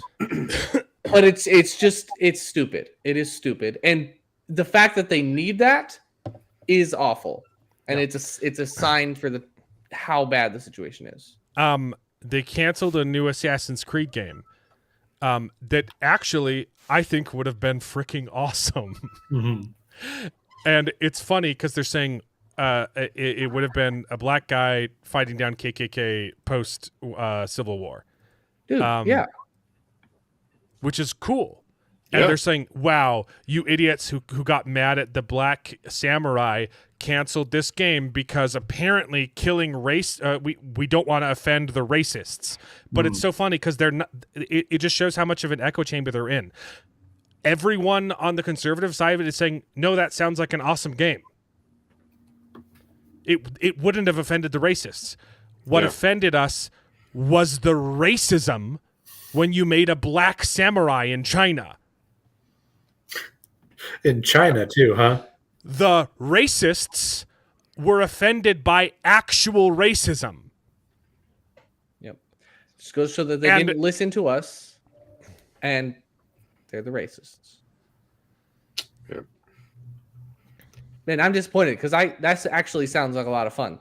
I know. I would play the heck out of it. A former slave just killing a bunch of KKK. It's Django Unchained, you know? It's awesome. Yeah. Django's awesome. I would play the heck out of this. They wouldn't do it right. They would make it stupid.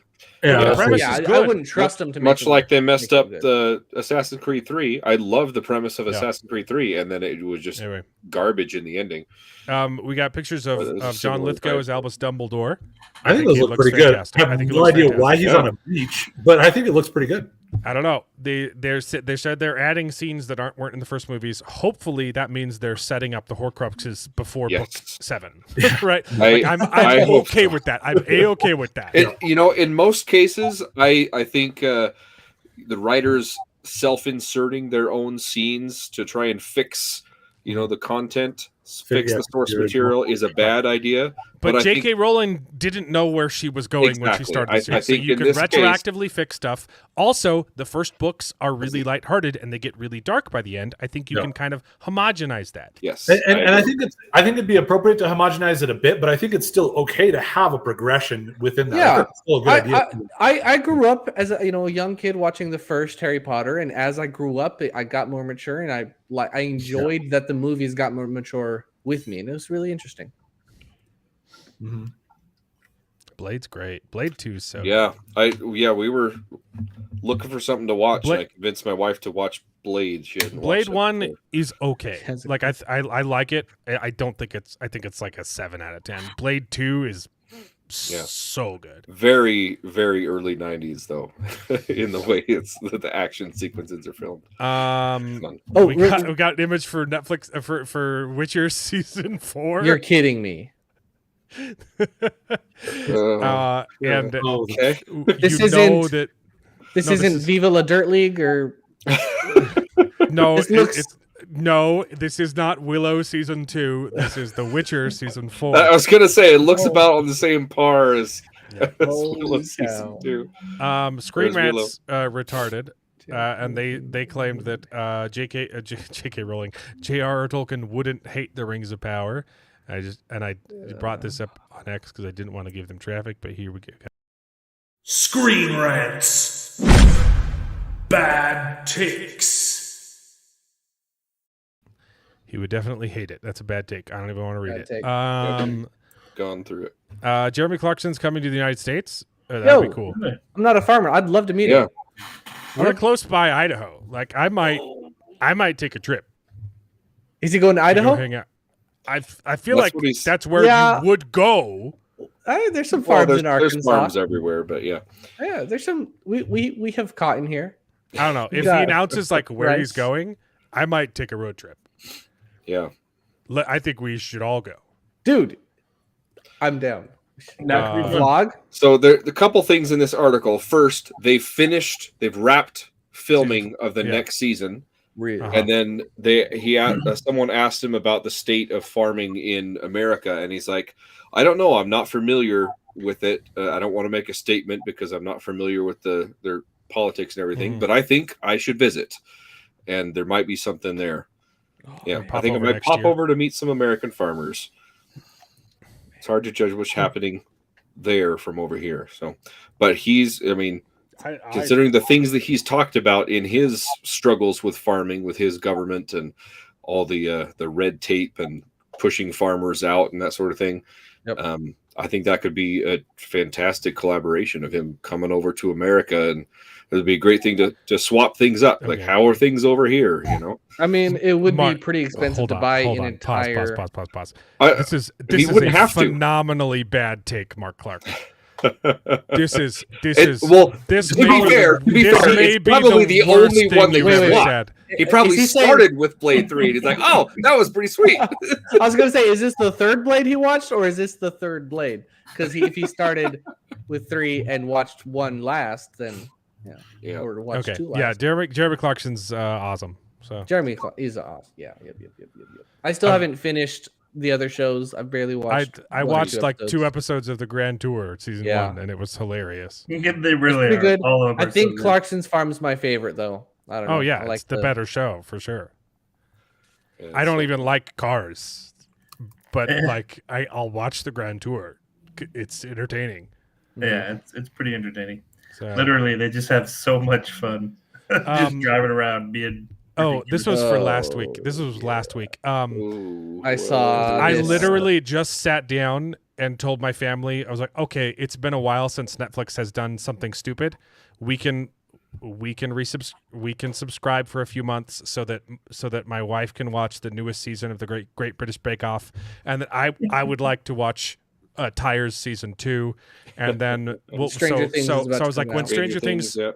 drops, we'll resubscribe. And literally the next day, they dropped like 3 kids cartoons pushing trans crap. Strawberry Shortcake, which my girls watch. They watch Strawberry Shortcake, not on Netflix. It has a new show pushing trans crap. There was a whole bunch of other ones. Transformers is pushing trans crap now too. There's a kids That Transformers was his show. name, though. Yeah, no, literally Transformers. It's a bit on the nose. There's this one. Yeah, I saw a lot of these on Daily Wire. Coco Melon is now pushing gay stuff. Coco Melon's been pushing that for a while, I thought. So yeah, I had to tell them, sorry, no more Netflix. Screw that. Yep. Oh yeah, Jimmy Kimmel's ratings are back to where they were literally the next week. Yep. So yeah, he's not getting his contract renewed. As in down low or high? Very down. low. They spiked once. So I didn't know that they spiked. I thought they were still low. Well, yeah, a lot of people tuned in when he came back to see his apology, and he didn't apologize. No, I think a lot of people tuned in to hear the K-pop Demon Hunters come on the show and give a live rendition of their song. That's what it was. That might have been Or it. Yeah. maybe that was on Jimmy. But Fallon. it's returned to its normal meaning. It's went down again. Yes. Last week, someone tried to bomb a TP USA event. That's so- fun. I missed that. Yeah, we're definitely toning down. Yeah, it's definitely, this world is just not very different from the Nazi world. I don't even know why I put this up here, but I thought that this was a Babylon Bee article when I read it. I was like, oh, we're making fun of Joy Reid. No, she actually said this. Yeah. Evil MAGA I plans saw on that. not taxing you so No you can earn as regulation. much as you want and leave your money to your kids. This The is horror- a quote. This That is a horror- cannot be real. No, it's real. She said this. I've watched the clip. I literally I saw this like 4 times and I was like, "Oh, Babylon Bee is on fire." And it's not satire.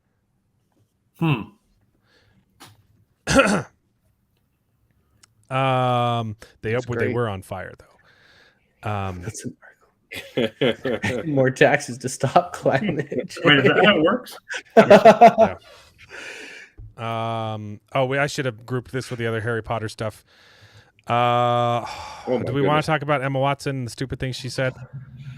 I've really long. I've seen the headlines. I don't know the details. I don't think I've even seen the headlines. A really good post. It's just really long, and I'm tired. I actually watched the interview with her. Do you think it wasn't like the worst thing she said? It was super milquetoast. And she was like, yeah, well, I think that she's a horrible person, but also I can't deny that I love her and I love what she's did for me. Like, so I can't separate I can't separate the good that she's done from the bad that she's done. Well, that's not really how she said it. I know. I can't remember the exact words. But it was basically like, it was basically saying, I think she's a bad person, but I'm not going to say it out loud.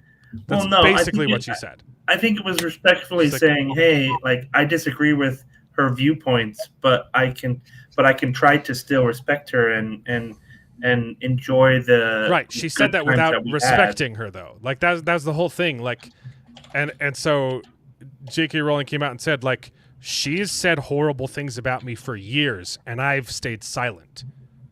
And then recently, not her, someone else passed me a handwritten note from Emma Watson saying, I hope you can be a better person.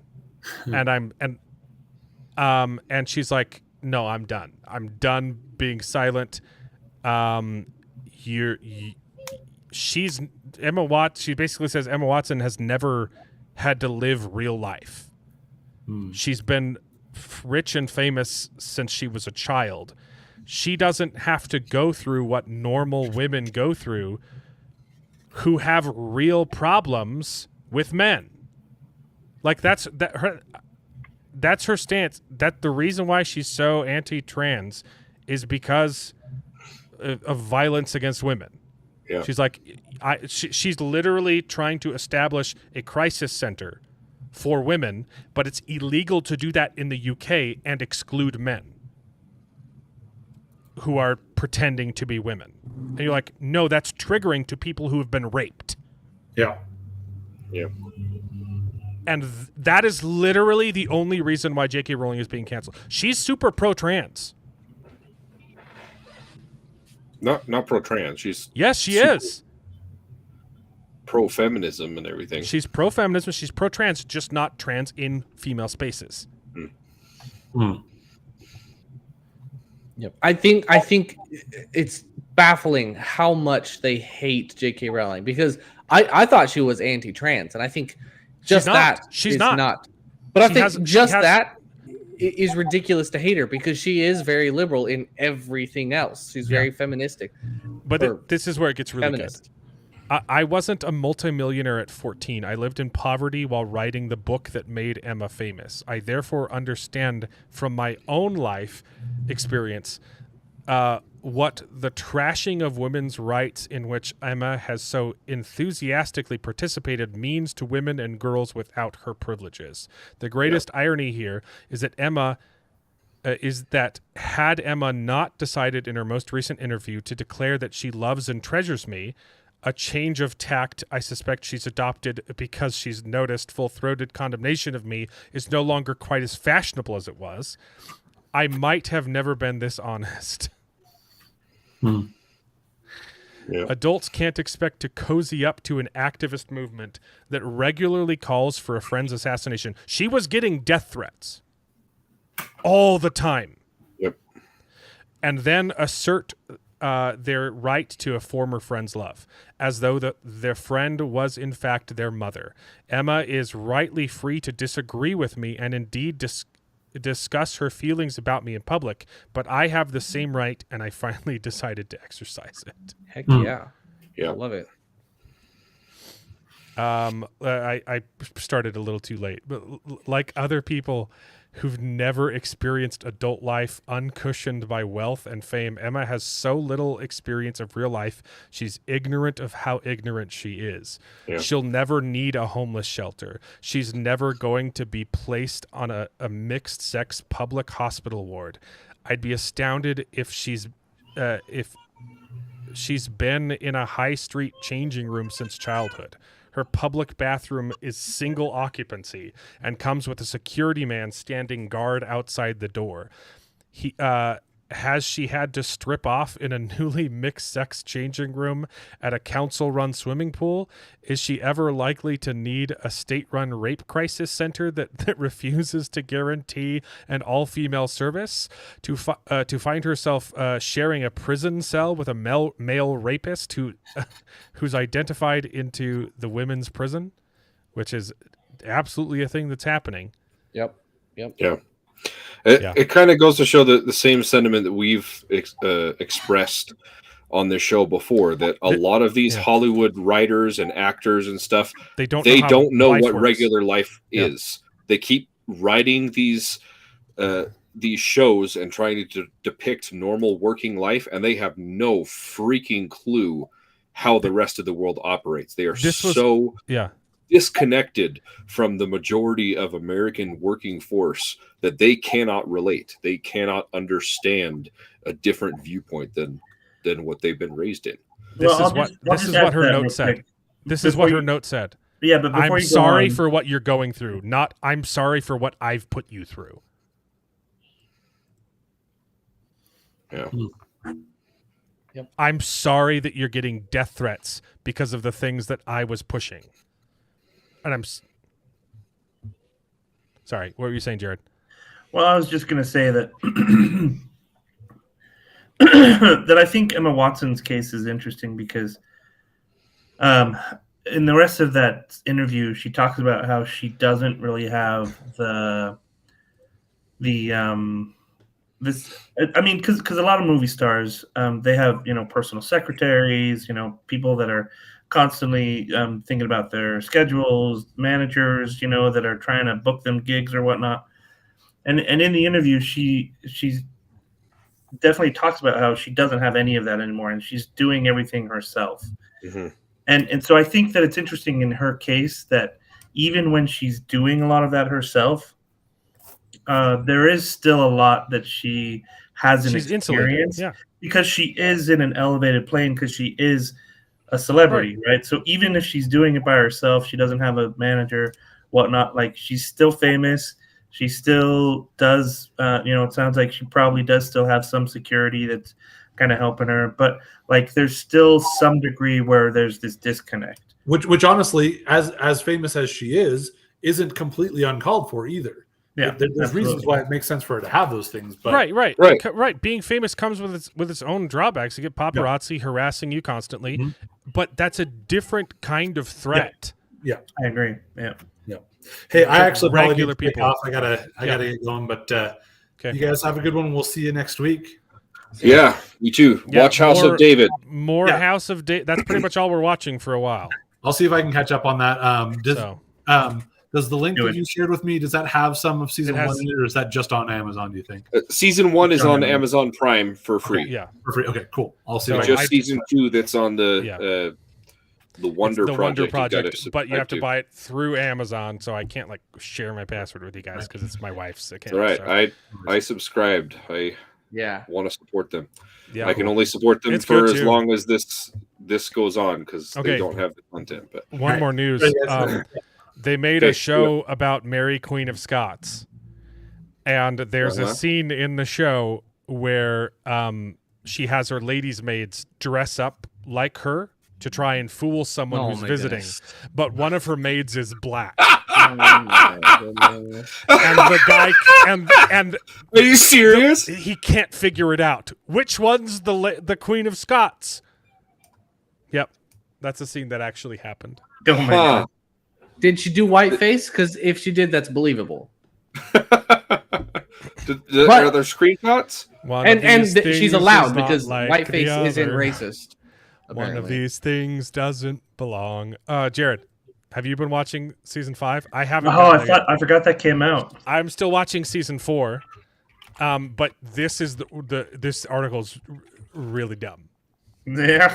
Okay, so I haven't seen season 5 yet. Okay. Okay. Yeah. I haven't. But the premise of the article. Okay, after 5 seasons, Slow Horses is quietly abandoning its original premise. What would you say the premise of the show is? That or theme, like the theme. It's that the misfits are the ones that actually solve it. Yeah. It's the underdogs are not appreciated. They're outcasts, but turns out they get things done. Yeah. Right? That's the premise of the show. They're rejected. They're kicked out of the academy, but they can't be fired because that would reflect poorly on MI6. And so they're shoved into the slough house, and they're called slow horses. No one wants to be associated with them, but it also kind of comes with like the anonymity. They can kind of do things that other people can't, and turns out they get shit done. Okay, sorry for cursing. So, part of my French. Slow horses is freaking awesome. Okay, and they don't ever stop being losers. Like Lamb is the worst character on earth. He's disgusting. He's repulsive. It's hard to watch him on screen. Absolutely. Gary Oldman makes him disgusting. Yeah. Okay. It hasn't changed from that premise at least in season 4. They're still losers. Everyone hates them. They get the crappy assignments, but it turns out they saved the world. Yep. Okay. Not MI6. MI5 uses Slough House as a dumping ground for problematic agents. Great. That's the premise of the show. Despite the bad reputation, Slough House consistently pulls ahead of MI5. Yeah, that sounds about right. The premise of the show. Okay. Yeah.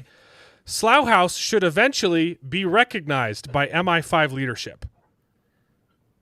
I mean, they are recognized. No, that's Jared. The premise of the show is that they're never recognized. You're right. The premise of the show, they get stuff done and they don't get recognition. Yep. The author of this article is saying they calling for the show to change its premise while blaming the show for changing its premise. That is pretty ridiculous. And he's only proved that the premise has not changed. He's upset that they never get recognition, which is the premise of the show. Premise, Yeah, that's literally the last thing. Yeah, that's ridiculous. Ben Gibbons is retarded.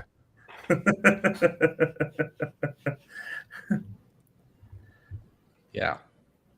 He's saying literally is exactly this article should be called, I want Slow Horses to abandon its premise. It's been 5 seasons. Can they get some credit finally?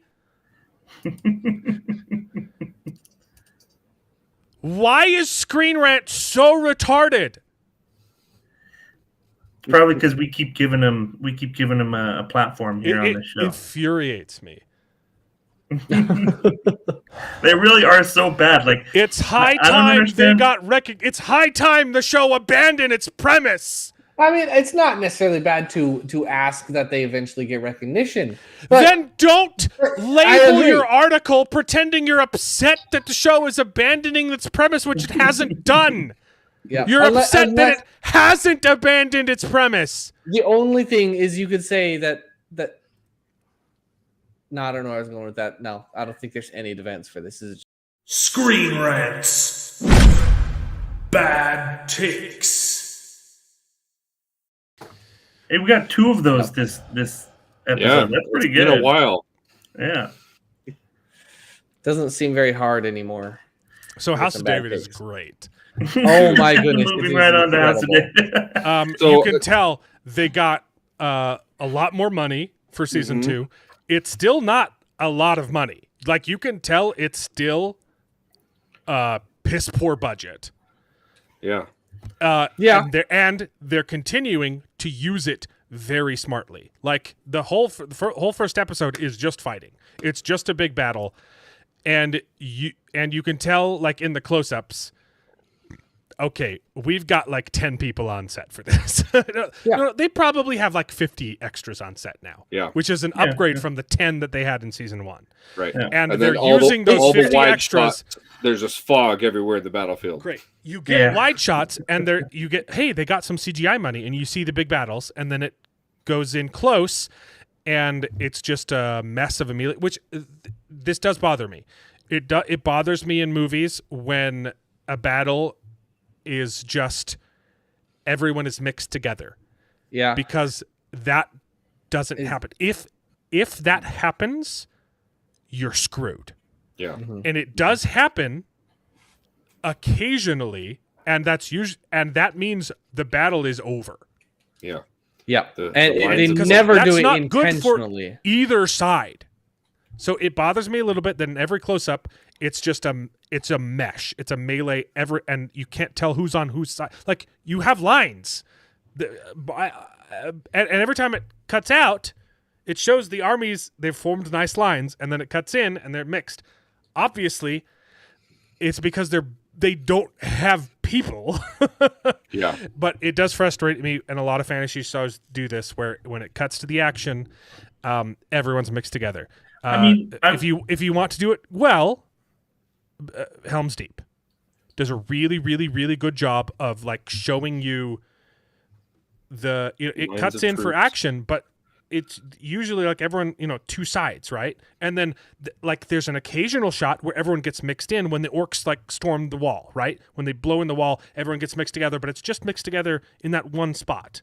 Right, and then they fall back, into lines, right? And Helm's Deep is probably the best battle sequence of all time, because it shows you constant progress, and you can see where the armies are moving, and that is despite how good this episode is, it's what this episode lacks is you have no idea the progress. Other than people saying, "Hey, we're winning now. Push the line." You're like, "Okay," but you haven't shown that. Yeah. Which is really hard to do without money.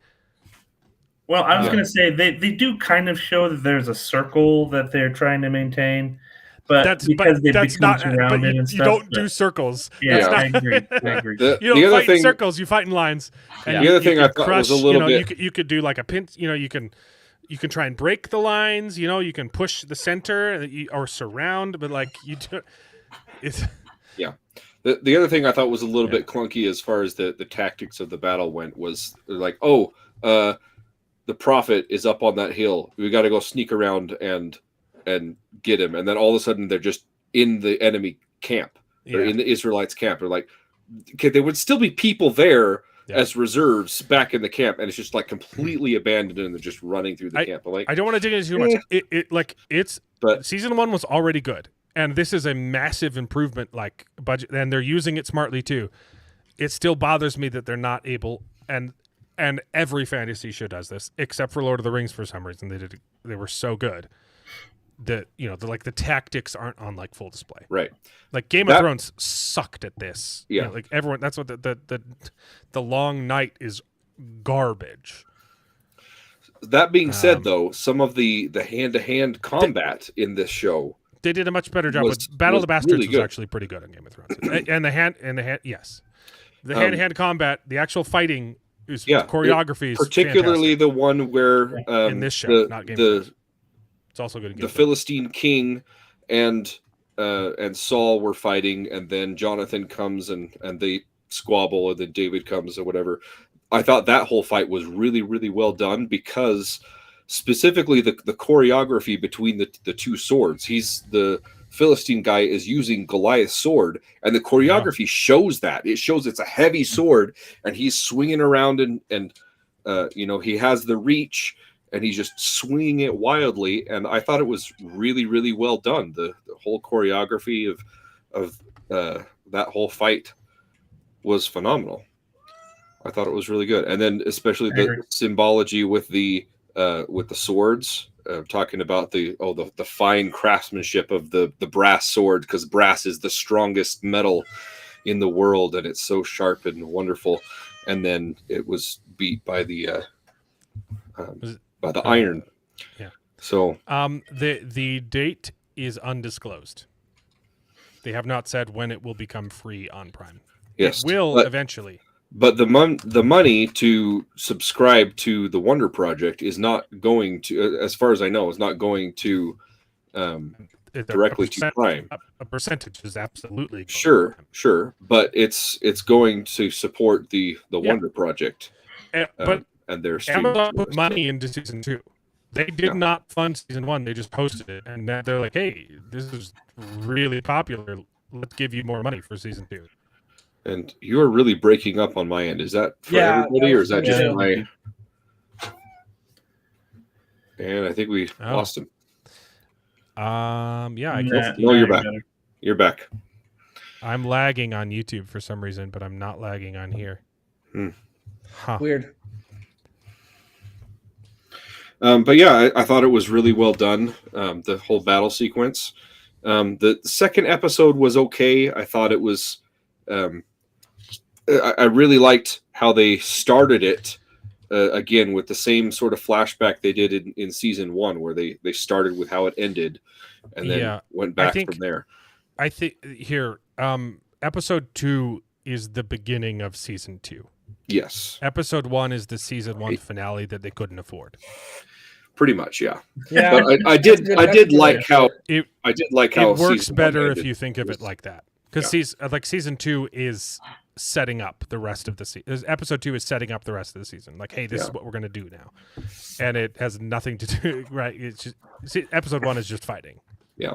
The one thing I didn't like about episode 2, though, was the forced drama with the different sisters and how it ended with them being betrothed to the wrong sister. And it would have been fine if it was just the king that made that choice, but it showed that the sister was politicking.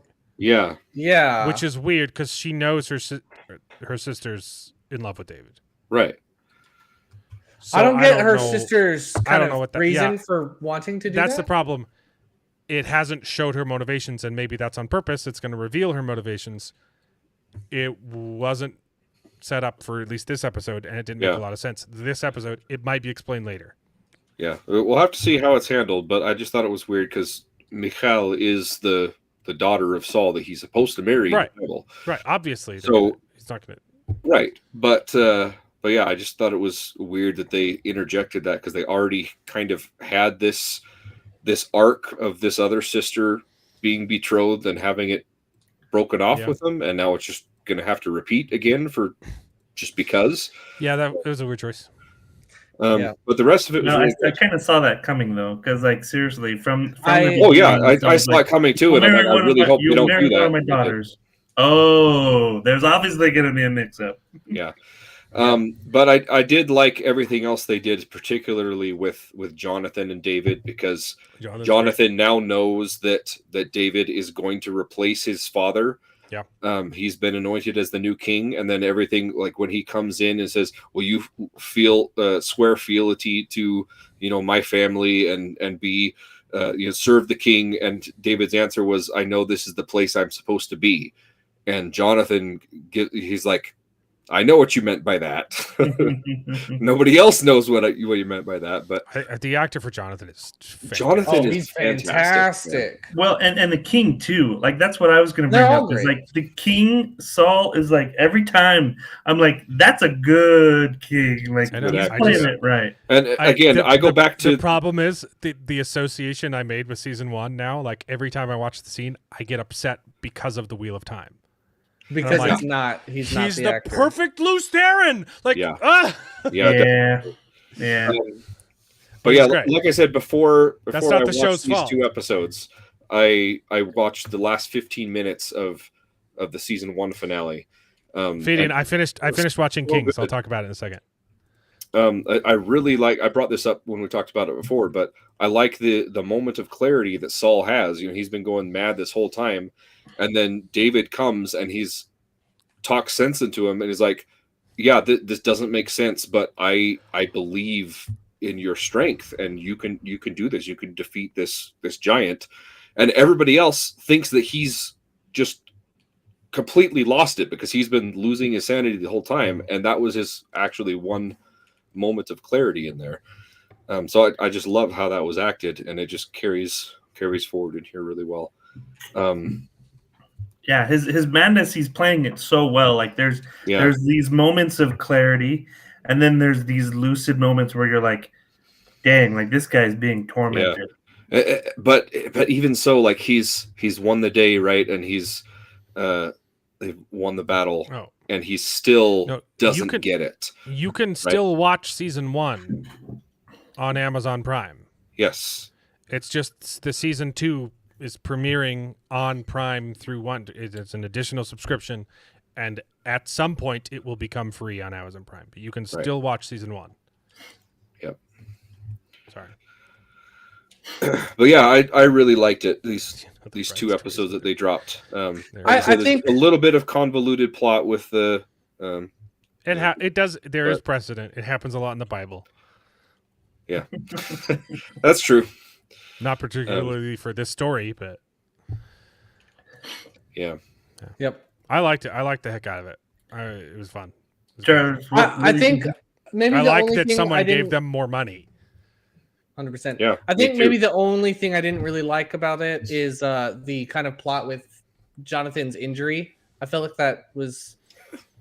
That was it was fun. a little bit. I don't know. I guess with the plier invention to grab the arrow out of it was. It felt a little weird, but for me, it also made no sense that it was a secret. It made no sense that this was a special healer. Like, it actually does. I said that too. I said, why are they going out of the city for a healer? They should have a healer on site. But the healer is the Moabite priestess. Yeah. Saul kicked out all of the. He knows what's been happening with his dad.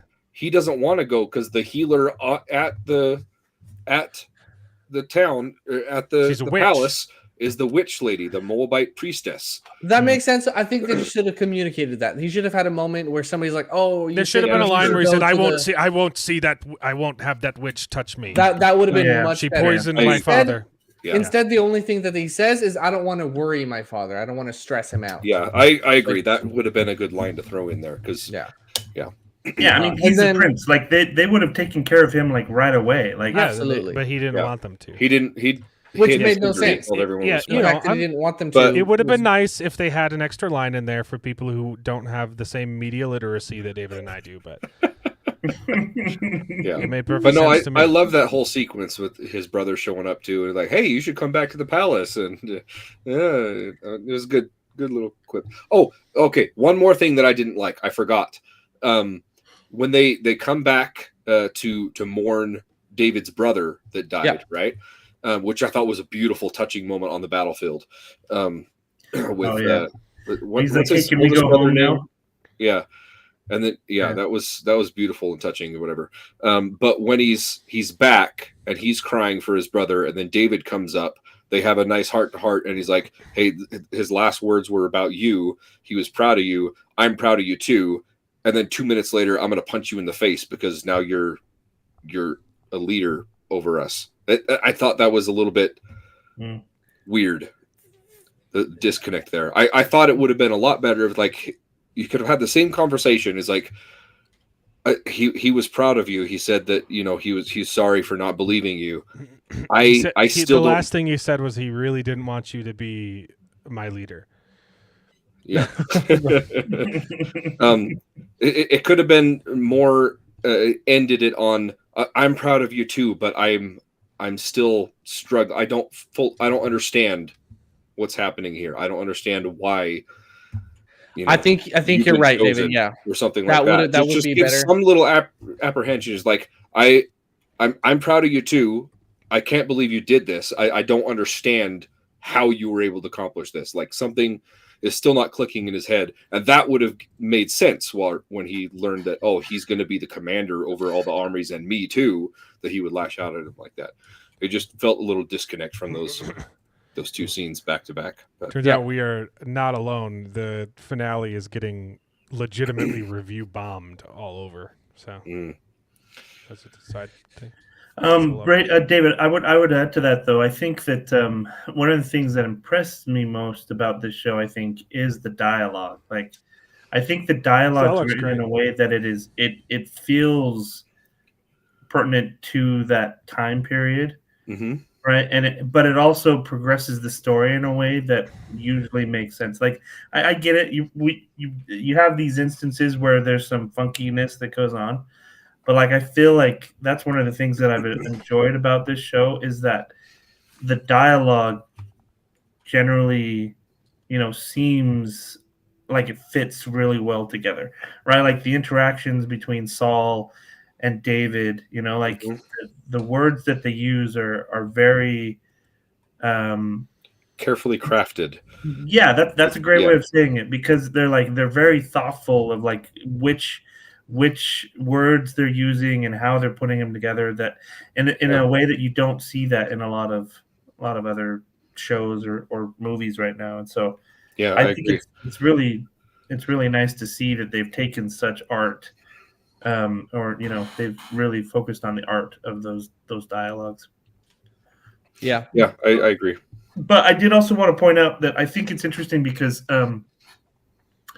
it's definitely obvious, though, in like very obvious, especially in episode 2 so far, that they're using AI generated stuff still. But and I don't know how I feel about it, because it definitely feels like they're using it in a way to kind of tell the story and try and do some of the CGI stuff maybe that we wouldn't be able to do. And I don't know if it's CGI. Maybe it was CGI, but it feels like it's AI generated stuff where it's like which parts were you talking about? Episode 2? There was for example, the vision train, with the dogs the coming to surround the captain, not the captain guy, the nose ring dude. He's in that vision that Samuel put him in, and there was a bunch of dogs that were CGI or AI or something. That whole segment I was didn't really AI. And there was also the part that was in the second episode at the very first where they're coming back and they're doing like they have the triumphal arch. I mean the triumphal march where they're coming in. There's a couple actual scenes that are like it's clearly an AI of Saul. They've like it's kind of weird, and then they have like an AI or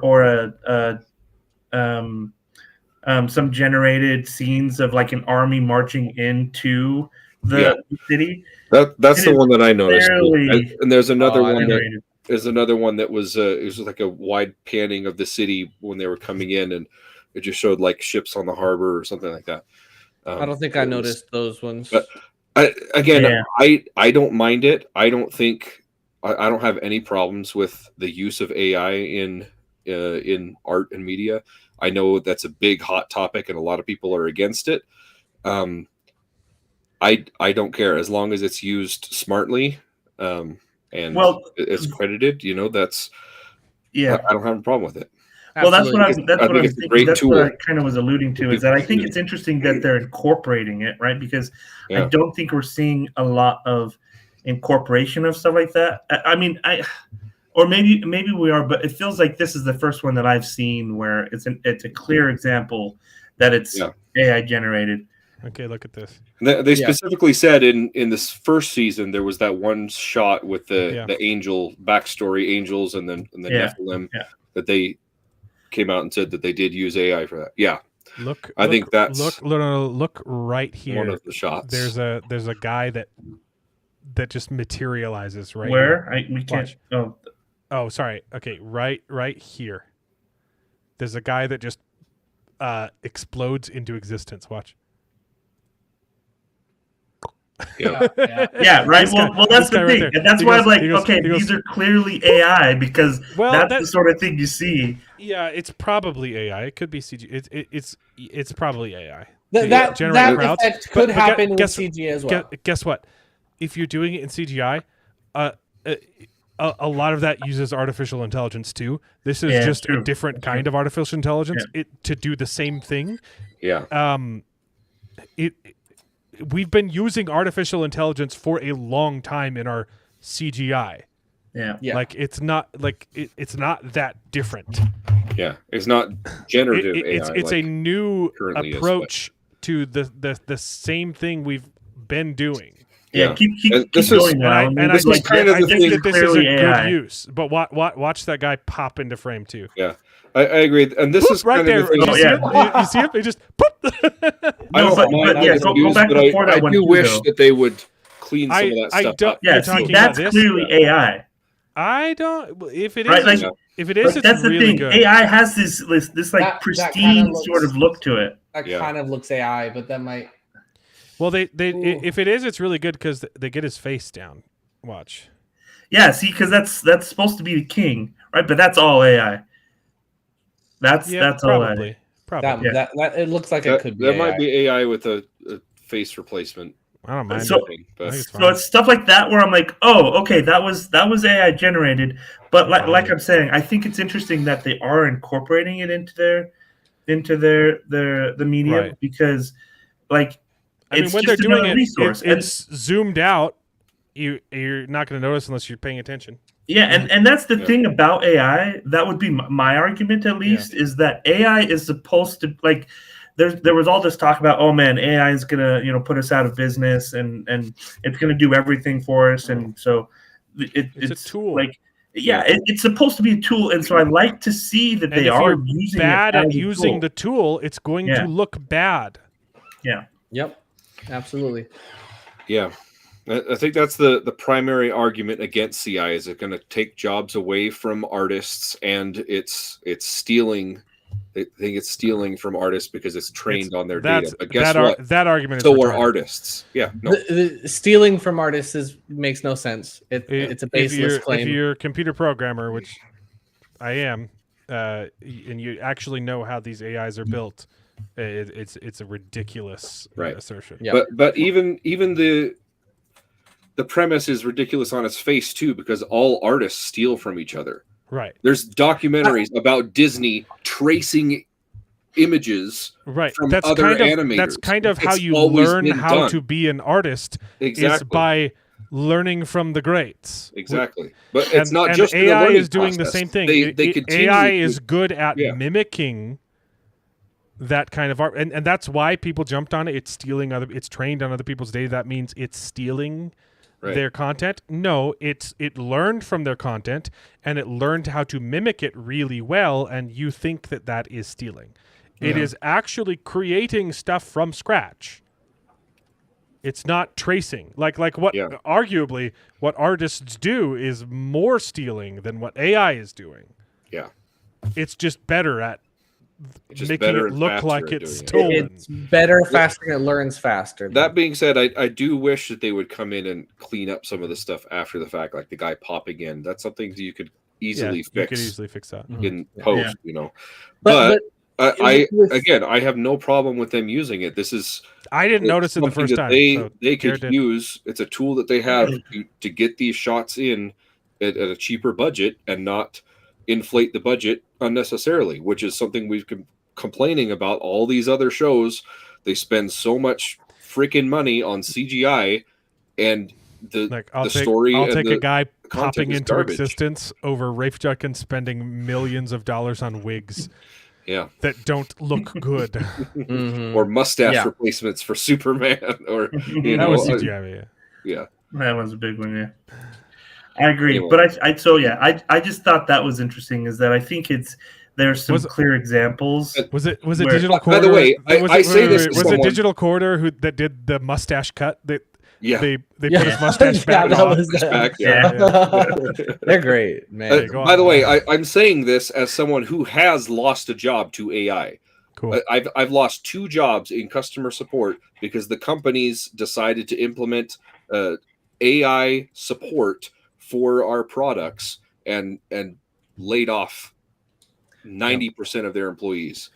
And I think that is the one argument just jumped in. That is the one good argument that is anti-AI is taking the job. No, I think that's the worst argument for it. I'm saying that as someone who has been affected by AI, and you've just got to learn to use the new tools that are in front of you. That's always been the case. Innovation has always led to job markets shifting. Exactly. I completely agree. I think it is still not convincing, that argument, but it's the one I sympathize the most, I suppose. People have said the same thing about Photoshop when it first came out. I don't feel bad. Said, I'm Photoshop... glad David lost his job. I don't feel bad for him at all. I am too, because I got a better job.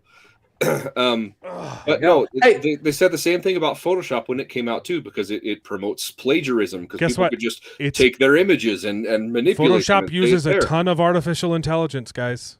Oh, especially now, and it's amazing. Well, before the AI stuff, using the magnetic lasso is artificial intelligence. That's true. It's the same kind of thing. It's interpolating data. Yep. That's all AI does. Yeah. Anyways, it guesses what you want to do. I love how they use really AI good at it. in House of David. I think that they do a great job with it. If you use the magic wand in Photoshop, that's the same thing, just less complicated. Yeah. Yeah, I agree. So yeah, I mean, I just wanted to make talk about that, because I think it's interesting that they are clearly implementing stuff like that, and yeah, it's interesting. I think they're not ashamed of it, and I love that. They're not ashamed of the fact that they're using AI, like how Barbie was ashamed that they use CGI. Yeah. Yeah. Also, I gotta say, I love the music. Like every time the music comes on, I'm like, yeah. David singing too is so good. Yeah. Oh, seriously! I love his like Yiddish. Like I don't know what I'm assuming it's Hebrew, right? Yes, I think so. I like the his what do you call it? Yodeling. Well, it's not yodeling. It's the same technique that yodelers use, but I like it when he does that yodel. The yodel, like it's good. I like it a lot. I don't know. Flourishing, I guess, something like that. It's a type of flourish, yeah. Yeah, I really like it, and the theme when the title comes on is so simple but hauntingly beautiful too, and powerful. Yeah. So, yeah, they might use it a little bit much, but sure, it's not to the point where I would be. It's so good, I don't really complain. The same in season 1. Whenever David sang, it was always that one song over and over again. It was a beautiful song, but it's good that I don't care yet. Like I'm okay with it coming back and again. Yeah. So yeah, go watch House of David. 100%. Phenomenal show. Very fun. I keep recommending it to people around me, and I guess they just don't trust my taste in movies because nobody's seen it. None of my friends have watched it, and it sucks.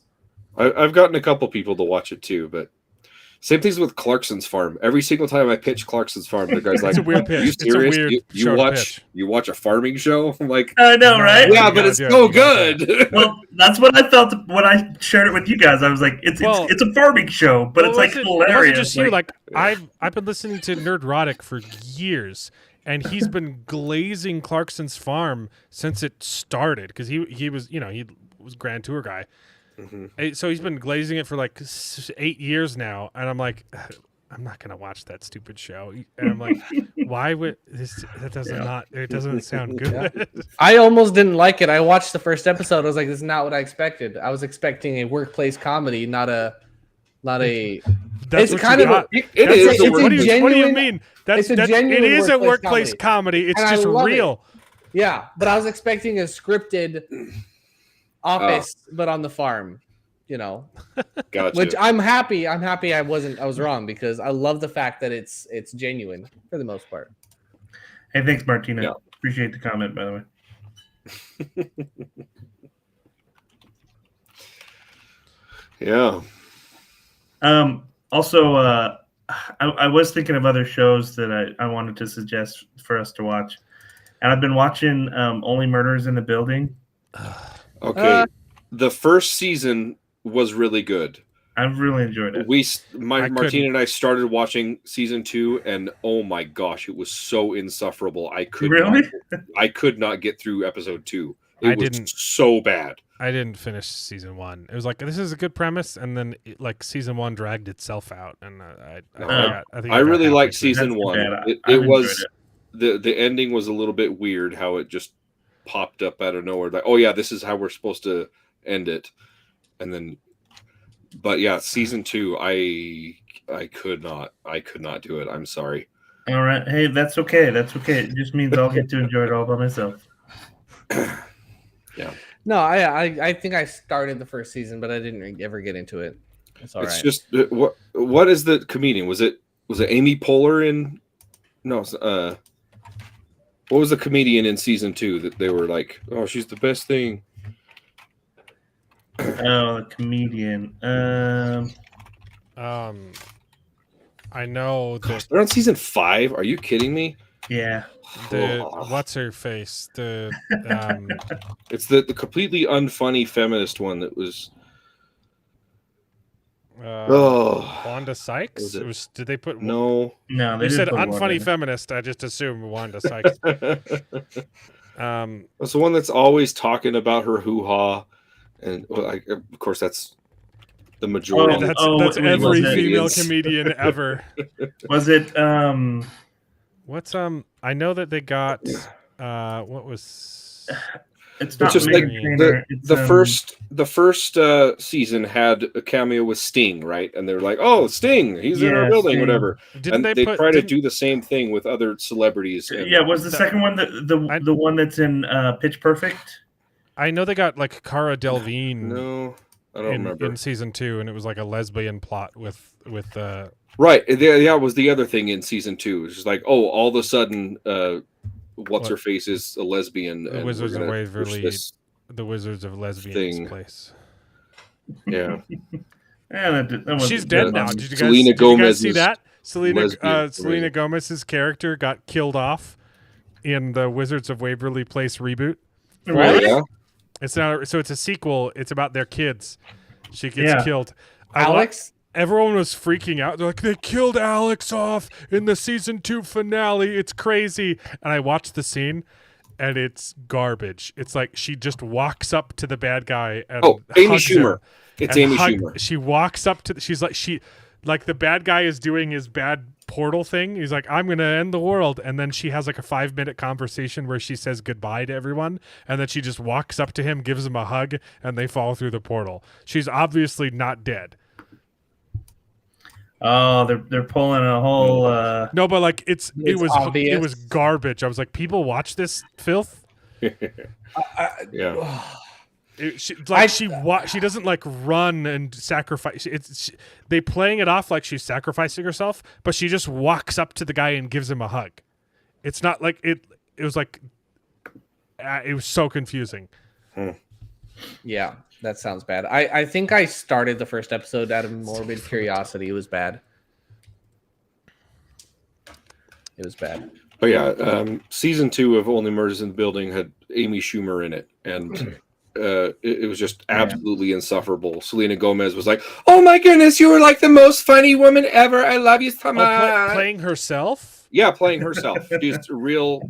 It was Amy Schumer as herself. Self-insert, and the whole thing was just like, I'm so funny, oh my goodness, patting myself on the back. And then they introduced the love interest for Selena Gomez, and she's gay for some reason. Yeah, I think that one was a little rougher, but I think I could not get through it. The last 2 were pretty good. 3 and 4 were pretty good. I like them. Yeah. But anyway, it's not like it's the most interesting show. I guess it's just kind of fun because it's quirky, and you've got the two old.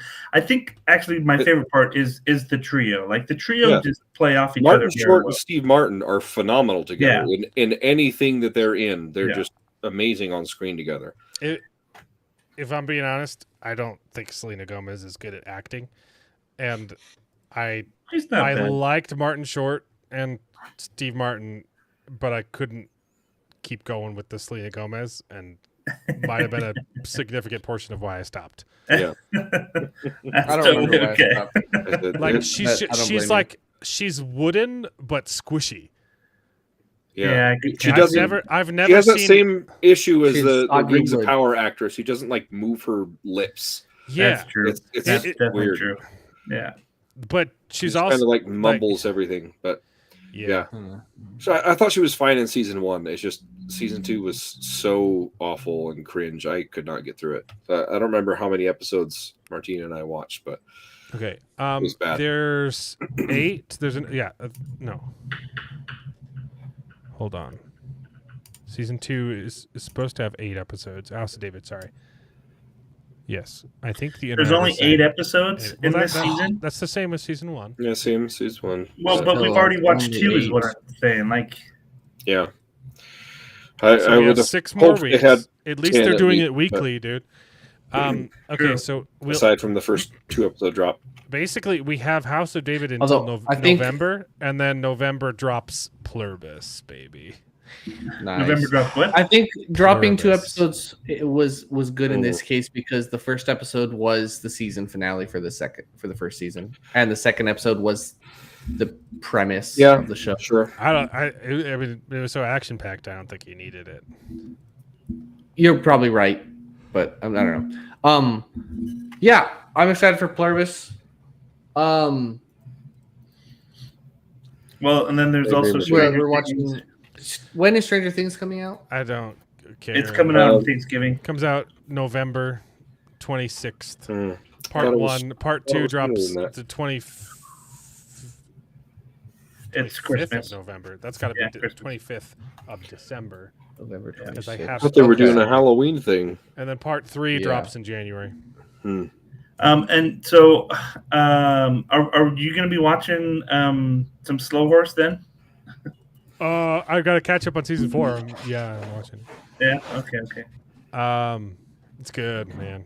It's good. Yeah, it's not the kind of show you need to like report in on weekly, you know. Okay. Also, they're super short seasons. I think they're like 6 episodes each.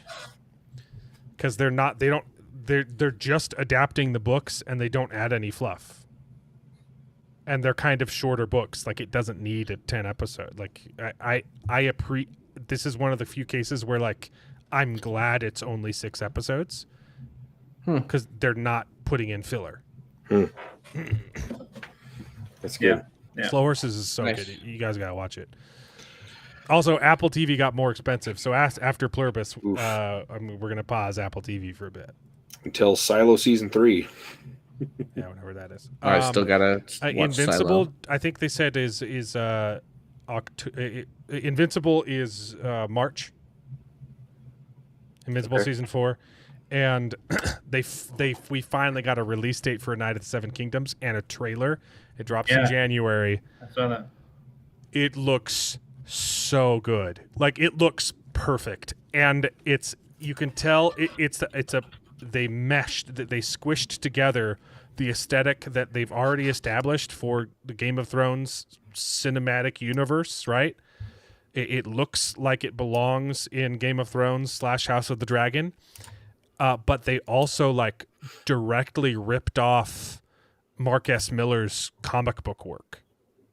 Oh, okay. He did the adaptation. Yeah, for the Hedge Knight. He did the 3 books, 3 novellas, and they like some of the costumes they just stole from the comic, like in the good he's ecstatic. He's been posting on X like, guys, they liked my book. they stole it. Nice. Oh, by the way, there was another Mark Millar comic that was launched on Kickstarter. Yeah. Conquered looks super good. Yeah. Fantasy world. I think that's the third. A fantasy world with dragons and magic portals into modern day our world and invades and takes over. Awesome. Yeah, it looks pretty awesome. I wish I could. It's basically Reign of Fire. Hey, another plug-in. I need to watch that again. Speaking of, there's an anime I watched. You guys might like it. There's an anime called Gates. Called Gay? Gates, as in a gate, portal. Gates, haven't heard of it. It's the kind of premise where a fantasy world portals into the modern world, but it's reverse where the modern day military absolutely wipes the floor with them. and I think it's pretty interesting because they push back and then they start invading the fantasy world and they set up a base, and it just follows this guy and his little team as they go out and they try to make connections with the fantasy world, and I think it's interesting. Fabian, I finished watching Kings finally. Took like a year. It's good. I liked it. They definitely started dragging their feet in the middle of the season, though. Didn't really know where to go with the story. They really wanted a season 2 that they didn't get. I would have kept watching a season 2, but overall, it's like a 7 out of 10. It's pretty good. The parts that are good are really good, and then there's a lot of filler. There was too much flip-flopping with the characters. The king, which he's mad. I get that makes sense. But the son, too. Way too much flip-flopping with the gay son. Like, his motivations changed more than the characters in Succession. And that was very frustrating. But I liked it. Good show. Sad it didn't get a season 2. Because they ended on a cliffhanger. The king wants him killed, so he has to go off into hiding, which is, accurate to the story. It's a very unique way to tell, fictionalized modern day story of David. Interesting. I think it's worth watching for sure. I'm glad I watched it. Sounds interesting. Yes. So Night of the Seven Kingdoms. Also, it looks like they just dropped a teaser for Invincible season 4. Yeah, I saw it. That's what I said. Yeah. That comes out March, they said, right? Night of the Seven Kingdoms. Google still hasn't updated. It's still saying it was supposed to come out in May. They had I saw the air date. They literally said January 18th. That's the premiere date. Okay. I think that starts right when Pluribus ends. So January 18th. What is Pluribus on? Apple. So okay. We'll pause that subscription right after that ends. Unless I don't think we're getting Silo until the end of next year, middle, so. At least halfway through next year. Yeah, because they're filming 2 seasons concurrently. That is the word. Yes. Not consecutively. Concurrently. Concurrently. Yes. Correct. Selena is better than Selena Gomez, like the singer who got shot. Yeah, 100%. Yeah, Selena's great. Unless you're talking about what's her name, Snow White actress playing Selena in the the live play. Playing Selena Gomez? Oh no! Is Rachel Zegler playing Selena? Rachel Zegler played Selena in the live Broadway play right now. But Selena's hot. Yeah, we covered this on the show, bro. Remember there was her understudy. I just remember who was black that covered for her for that better. One day, and she got a standing ovation. It's like I do remember. You're right. I blocked that from my memory. It's either that or he's talking about the Harrison Ford movie. Oh yeah, Selena. No, that's Sabrina. Oh dang it! I think right. No, yeah, you're right. Yeah. Sabrina. See, because I got those confused too. Oh, not Sabrina Carpenter. Yeah, I do that all the time too. Because it looks like the same font and everything too, like the movie. Yeah, that one. Well, it's a remake of a '50s movie, and he smashes a TV with a baseball bat, and he sits on a wine glass and breaks his brother's butt. I remember that movie. Dad loved that movie. That was a good movie. Oh, which movie? I missed it. Sabrina. It's It's with Harrison Ford and I don't remember who the Humphrey. I have not seen the original. The Humphrey Bogart version of Sabrina is better. Yeah, I know people. I know a lot of people hated the remake. I don't think my dad saw the original and he loved it. Julia Ormond played Sabrina. She played Evita, not Selena. Okay. What year was the remake?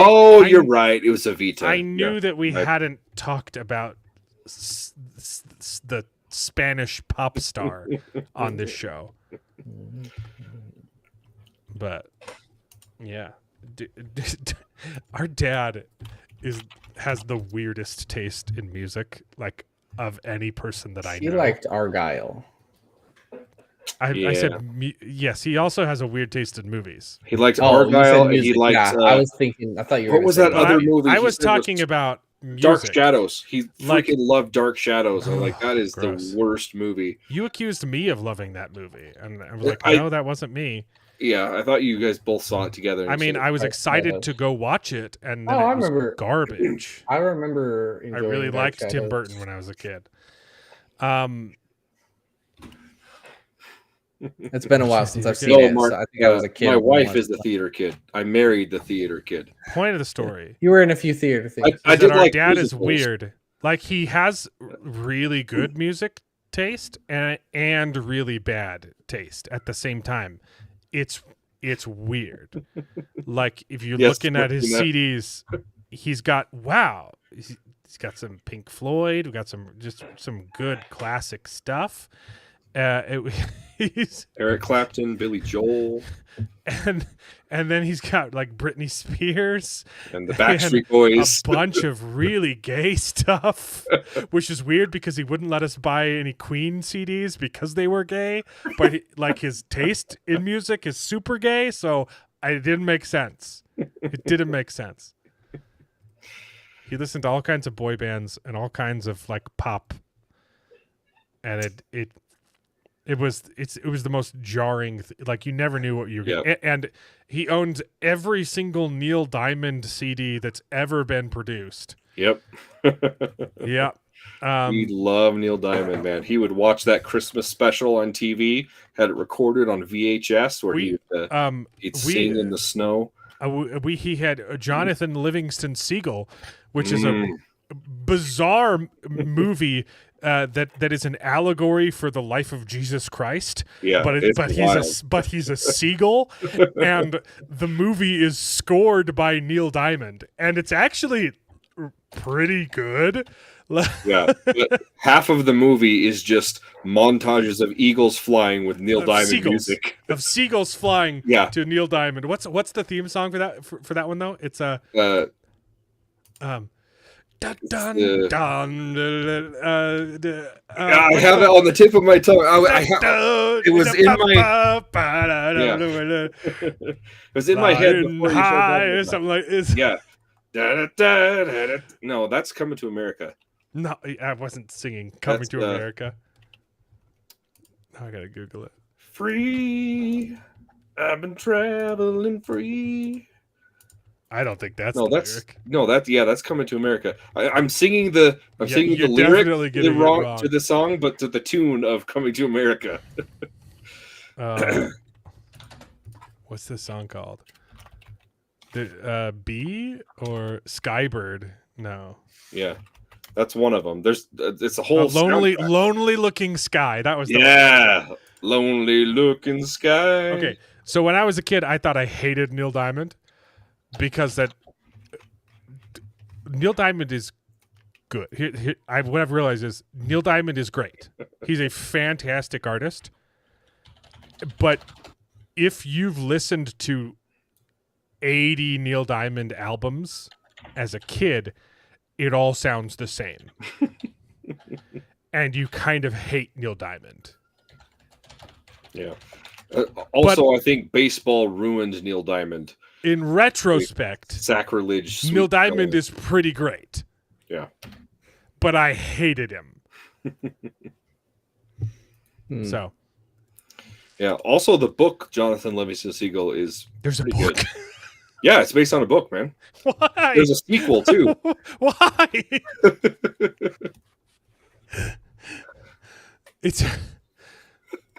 I got it if you want to borrow it. It's a really boring movie with really good music, and I've watched it 100 times because it was a Sunday movie. Yeah, it was one of the few movies we could watch on Sunday because it was about Jesus Christ. As a seagull. It's wild, man. It's wild. Interesting. I don't remember. Are you serious? You've never seen it? You've never been forced to watch Jonathan Livingston's Seagull? Holy crap, bro. Like, we had different childhoods. Looking sky. Who am I? Yeah. That's a good one. Anyway, I think that's it for the show, I just can't fathom Jesus Christ as a seagull. That makes no sense. Just imagine him in it. You know, he's got some robes and long hair. Just put robes and long hair on a seagull, and you got Jesus Christ. Yep. Wow. Okay. Interesting. Makes you wonder why lonely looking sky. Does the seagull get crucified ever? He runs into a cliff and dies, and then comes back to life. And then does a falcon doing miracles. Yes, carry him. Falcon. Yeah, Falcon carries him down and criticizes the politicians. Yeah, and Cynthia Erivo shows up as Satan. Oh, wow. And it's a wild good time, man. Have you guys seen it 100 times? Yeah. Look, we didn't have very many movies that we were allowed to watch on Sunday. Yeah. We had the 10 Commandments. We had Ben-Hur. Which is we had good. Jonathan Livingston's Seagull. Which are real good. And they're also 10 hours long. So you can't watch the 10 Commandments or Ben-Hur every Sunday. Yeah. Yeah. Oh, and we had Man of La Mancha. Oh, Man of La Mancha was fantastic. Man of La Mancha was fantastic. I remember watching that one a ton. What else did we have? We had the old Book of Ruth. Oh, Ruth is good. That was fun. Good. The Robe was also good. The Robe, yes. That was good. Johnny Lingo, there you go. The Robe. The original Johnny Lingo. The Disney one was atrocious. No, what? I just rewatched the new Disney one with my fiance. I love it. I love the Disney one. It wasn't the Johnny Lingo. Completely misunderstand the point of the original Johnny Lingo. What are you talking about? I don't know if I've seen the original actually. Are you kidding me? Now that's the problem. Eject him from the chat. Like, what? Cancel culture. Come on. What is that? You think I don't watch baseball though, so like Neil Diamond didn't get ruined for me because of what's the one? Sweet Caroline. Yeah. But Neil Diamond was already ruined for me because of Dad. So favorite Bible movies, 10 Commandments, man. Charles, yeah. If it counts as a Bible movie, I think Ben-Hur is the better film. It only turns into a Bible movie at the very end. Yeah. But 10 Commandments is also a great movie until the end, yeah. But that's a great twist. That's a great twist ending. Mm-hmm. Turns out it was Jesus the whole time.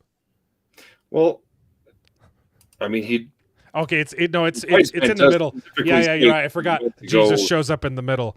Yeah. In the middle of the movie, it turns out you're part of the House of David cinematic universe.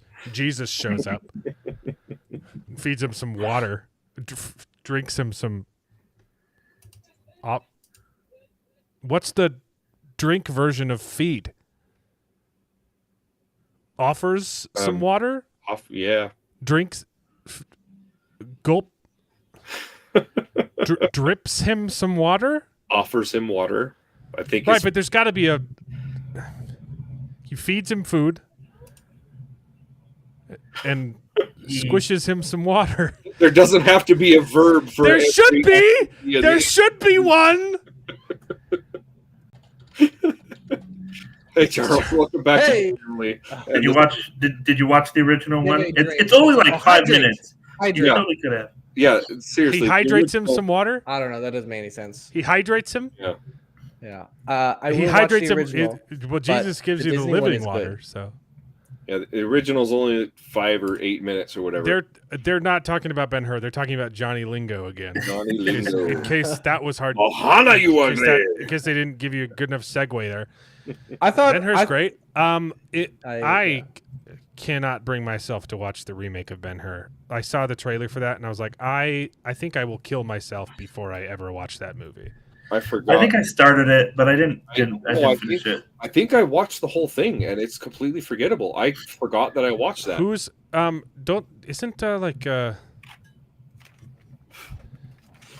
I have the clip in the intro for the show, man. Of the chariot race that just action slop. Who's the? You're right. I completely forgot. It's Morgan Freeman. Yeah, they got Morgan Freeman as the slaver guy. Yeah, I was gonna say that, but and I haven't heard of any of these people. I think I've seen him in a movie. Toby Kebbell. Oh, he's in Fantastic Four. Who the heck is he in that? Couldn't tell you. Oh no, that's Fan Four Stick. He's in Fan Four Stick. Is he the Thing? I don't know. Ben-Hur is great, and the remake sucks. Anyway, he gives Ben-Hur water. Yeah, that's the way it would be said, or offers. He's in Rock and Rolla and Robin Hood. Okay. Those are definitely movies I've heard of. What were we talking? Sorry, what's the point of the story? Yeah, we kind Is it the end of the show? It's the end of the show. Did you want to talk about Dan to Dan at all? We're allowed to watch. Oh, Dan to Dan. Yeah. Dan to Dan's so good. Did you finish season 2? No, I've not finished season 2. I was. Then we already talked about it. Oh, you finished the beginning of season 2, which is the end. Yeah. Which is okay. Yeah. So, good, right? Yeah, I'm loving it. There's a lava snake in it. And then they use the snake as a fire hose. I think that was really clever. I really like the clever kind of solutions that they find. I love it. I really like the sensei guy that they run into there. He's funny. He just wants to be a YouTuber, a bootuber. Yeah, a bootube. Oh man, it's a good show. Prince of Persia. Oh, is he the bad guy in Prince of Persia? Oh, okay, that's where I recognize his face from, because I clicked on him. I was like, I've seen this guy in a movie, and then I didn't recognize any of the movies he was in. Or he's the brother, or something. We lost the plot a long time ago. Yeah, I think it was when we started talking about Seagull Jesus. Yeah. Here's the one I like. It's a horribly boring movie. I do enjoy it. Where I will give the film some criticism is there weren't any seagull apostles. Well, no, I'm wrong. There was. He heals the other cripple wing, but just one. Yeah. Is it Simon? I don't know. I think it's Simon. I think they have I don't Simon know if it's named. But yeah, he has a name. Or maybe it's Timothy. Yeah, he heals a cripple seagull wing that wants to follow his example. And here's the thing. Yeah. I don't understand why it's seagulls. Yeah. I don't know, man. Why? I don't know. I don't. The book is really short. There is a sequel, but the original book is really, really. Well, what happens in the sequel? I haven't read the sequel yet, honestly. I don't get it. I own it. At I own all. both of them. I don't get it. Yeah. I don't understand Jonathan Livy's. I don't know why it exists. Yeah. At all. It's an enigma for sure. And I highly recommend watching it because you'll be just as confused. It's a mind trip, man. And for some reason though, he gets banished, right? Jesus gets banished because he wants, and he goes out instead of just going to a different lake, he goes hiking in the mountains. Yeah. And he freezes doesn't he freeze to death? No. He's going to. He gets beat up by the falcon. His student is Fletcher. Okay, so Fletcher, he isn't a named apostle. Yep. But anyway, yeah, it's He wild. has a Chinese instructor named Chang. Mm-hmm. I forgot about that. It teaches him that the fastest speed is being there, and then Jesus Siegel learns to teleport. It's wild, man. It is so wild. But do the seagulls speak, or is it like a silent? Oh, well, it's like inner monologue. So they have like a narrator, like giving their, but they don't like animate their mouths to talk. It's just footage of seagulls, and so it's like inner monologue. It's like inner dialogue that the other seagulls they can all hear. Yeah, it's like Homeward Bound. It's like Homeward Bound. Okay, okay. They don't do their mouths in that movie, huh? Right. See, that's the better way. That's the better way of doing it. Why did we start animating animal mouths? I don't know. That's where it all went wrong. That's where Hollywood started getting woke. I think that was the slippery slope when we started animating animals' mouths. Yeah. That was the slippery slope that led to season 4 of The Witcher. I'm willing to die on that hill with you. Yeah, he teleports. He learns how to teleport. Yep. Canonically accurate. So, okay, Justin, the Living Scriptures were really expensive. So we did not have them. We didn't have them for years until we went to a Mormon history road trip and visiting all of the church history sites, and we bought all of the Living Scriptures on VHS. And then a couple years later, DVDs came out and supplanted VHS as the superior. Thanks for the $2. Sorry, I forgot to mention there's a super chat. Yeah, no Living Scriptures until our younger siblings. Charles probably was breastfed Living Scriptures, but we didn't. Yeah, we were well into. I watched a lot of Lycan the Scriptures, and I think that's mostly what I watched. I grew up on Lycan. So, what do you like about Dan to Dan? Would you like about Dan to Dan? David, I think you gotta watch Dan to Dan. You gotta watch. Is he gonna find his balls? You don't know. It's so dude, good. It's so funny. You gotta watch his balls. They turn into golden balls. No, thank you. They turn golden, and they give magic powers. I'd rather not. But what's great is there's so many different characters. There's so many different kids, and all of the kids they get different. The right ball. They get different powers. Mm-hmm. So, like the main kid, he gets his powers from Turbo Granny, so he can run real fast. And then the girl, she can do not telepathy, telekinesis. So she can do like move stuff. And then they keep getting new kids, new friends from school, keep getting mixed up in their shenanigans, and they keep getting new powers. Yeah. So one of them gets like long hair powers. Yeah. She can grab things with her hair. It's really dumb. And one of them gets alien powers. It did that. Which Charles doesn't know about yet. And then one of them, and now Charles knows about the evil eye powers, which is pretty cool. Yeah, evil eye. So what he does, he has an evil eye, and that means that he kicks balls around, but not Dandadan's, not Okaroon's balls.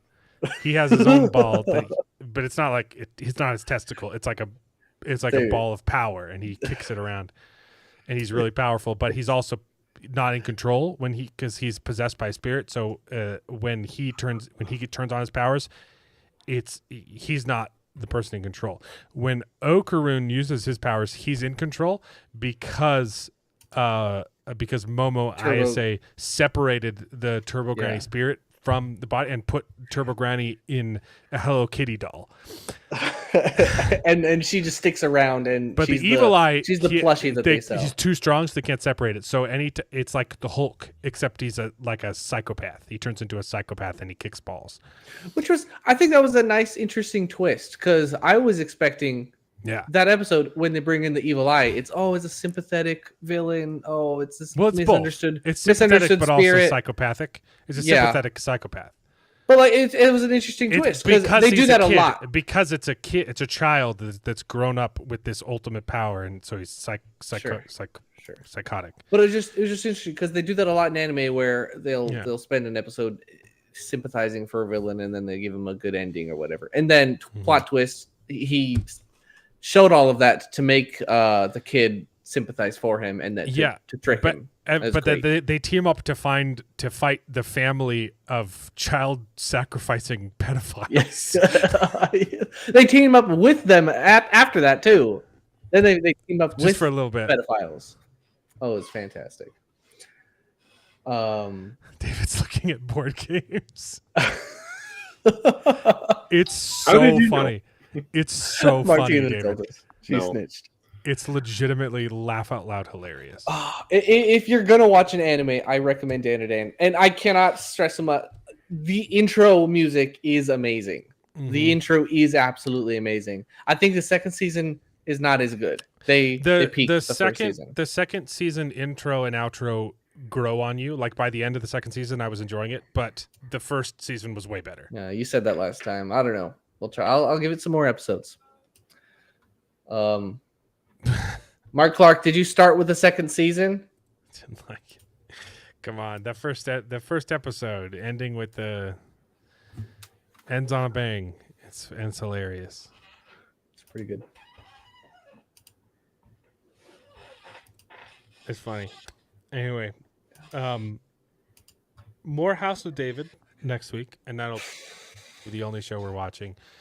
I might give updates on like Tulsa King. I didn't watch this week's episode though; I was too busy. But I'll also be super busy. So I'm still planning on doing Best Gen from my parents' house. I won't do fitness streams until I get back because I'm not doing fitness. There won't be any updates. So I'm not on a diet. I'm gonna have a movie review if I can get it edited for Truth and Treason, hopefully Monday. And then probably won't have any other like videos other than live streams for a while because I'll be working every day. Yeah, that was it. Anything else? Nope. I'm good. Although I've got a board game playthrough video that I hope to post soon. So it's really funny though because there's a kid in maybe tonight, maybe tomorrow. I don't know. It's really funny though because there's a kid in school who hears the characters talking about how he's missing his testicles, and he thinks that they're talking dirty to each other, and he's really confused. He's like, "How come this guy is such a stud that all of these girls want to talk to him about his balls?" And he's like, "I want to be as studly as that guy," but he completely misreads the situation. And it's one of the funniest episodes of all time. It sounds like just stellar content. A 10. I mean, I love me some Seagull Jesus, but I draw the line at golden. It doesn't hold a candle. It doesn't hold a candle to the best line delivery of all time, which was 10 gallon wiener. 10.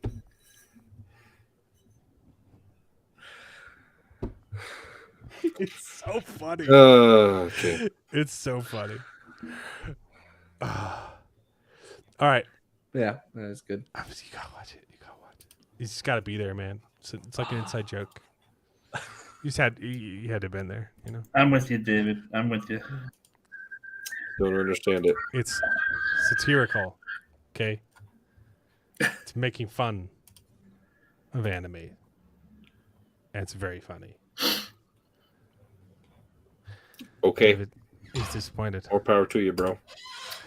Yeah, no. It is good. You don't know what you're missing. Yeah. You don't know what you're missing. And I won't. And you won't know how long his balls are missing. So stupid. My goodness. It is. It's a fun show. It's very stupid and hilarious. Steve still going? All right. Well, maybe we redirect his stream. Let's see. Yeah. I'm exhausted. I don't see him streaming, but maybe I just need to. Okay. Yeah. I feel like there was something else, but I can't remember. So.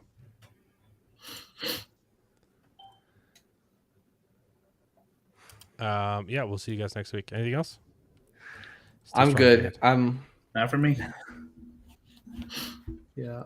Tammy the T-Rex was funny. So I guess it's a Dandadan is more funny than Tammy and the T-Rex. Oh yeah, for sure. Quit letting your kids. I see. And the animation is legitimately I'm good. leaving my kids. I'm not going to see my kids for 2 weeks. The animation is legitimately good as well in Dandadan. The fight scenes are incredible. Fantastic. Yeah. You haven't gotten. They literally like they lampoon like all anime. So it's like Monster of the Week. It's like a different thing. And season 2 ends with a literal kaiju fight, and it's hilarious. So stop. That makes so much noise. Oh shoot. What are you I'm just playing with the mic. Don't. Oh, I don't realize. He's like smacking his. I'm not. All I was doing is moving this. don't realize that the thing that is designed to pick up sound isn't going to pick up I sound. didn't realize. I don't. Everything that you're doing. Never watched. I should probably watch Cowboy Bebop. It's a classic. All right, we'll see you guys next week. It's been a blast. Maybe Jared will have kids by the time I get back. Maybe. Watch Jonathan Livingston Seagull. It's not good, but watch it. Watch Johnny Lingo. It's good too. No, don't do that. Yes, it is. The original. It's the original one. I The like original the 5-minute Disney one. No.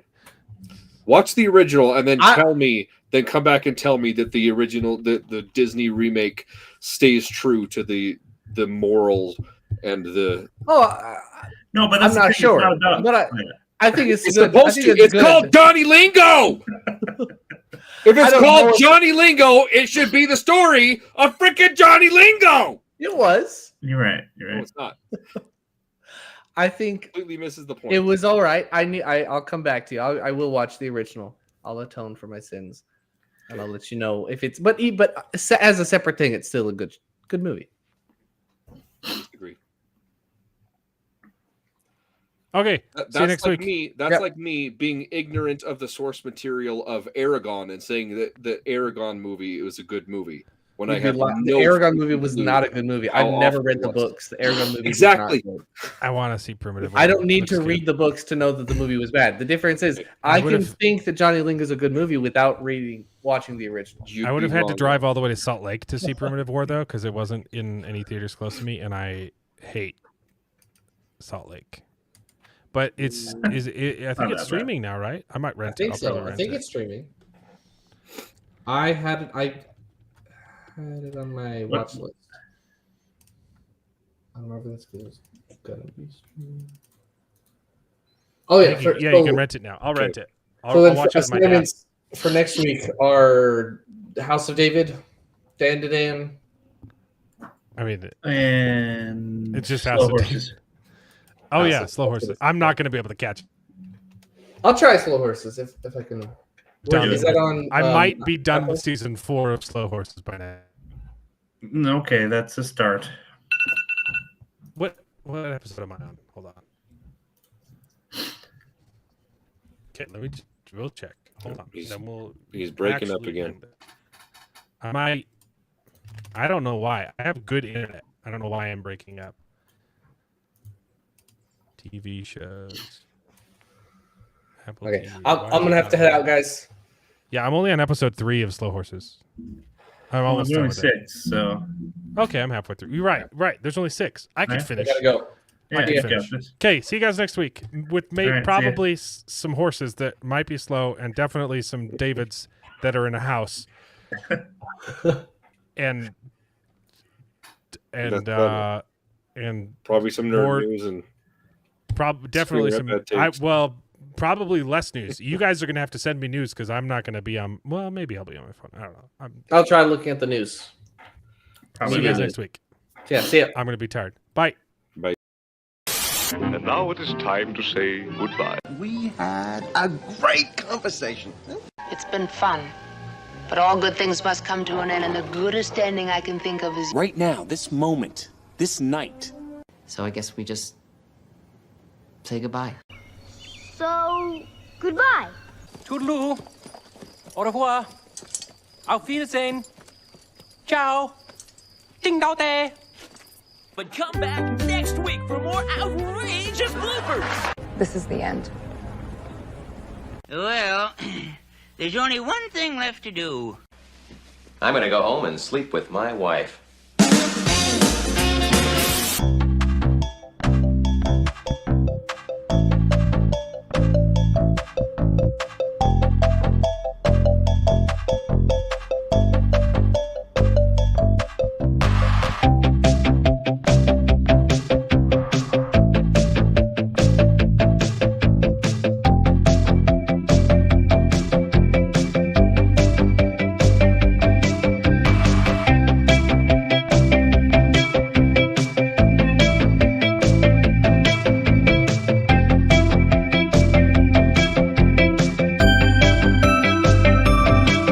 Well, I hope you enjoyed the video. If it's true, please take a minute to subscribe to the channel, and you can join us along for the ride. And if you pay me, I'll try to be more entertaining. So please consider joining Patreon and getting your name in the credits with pride.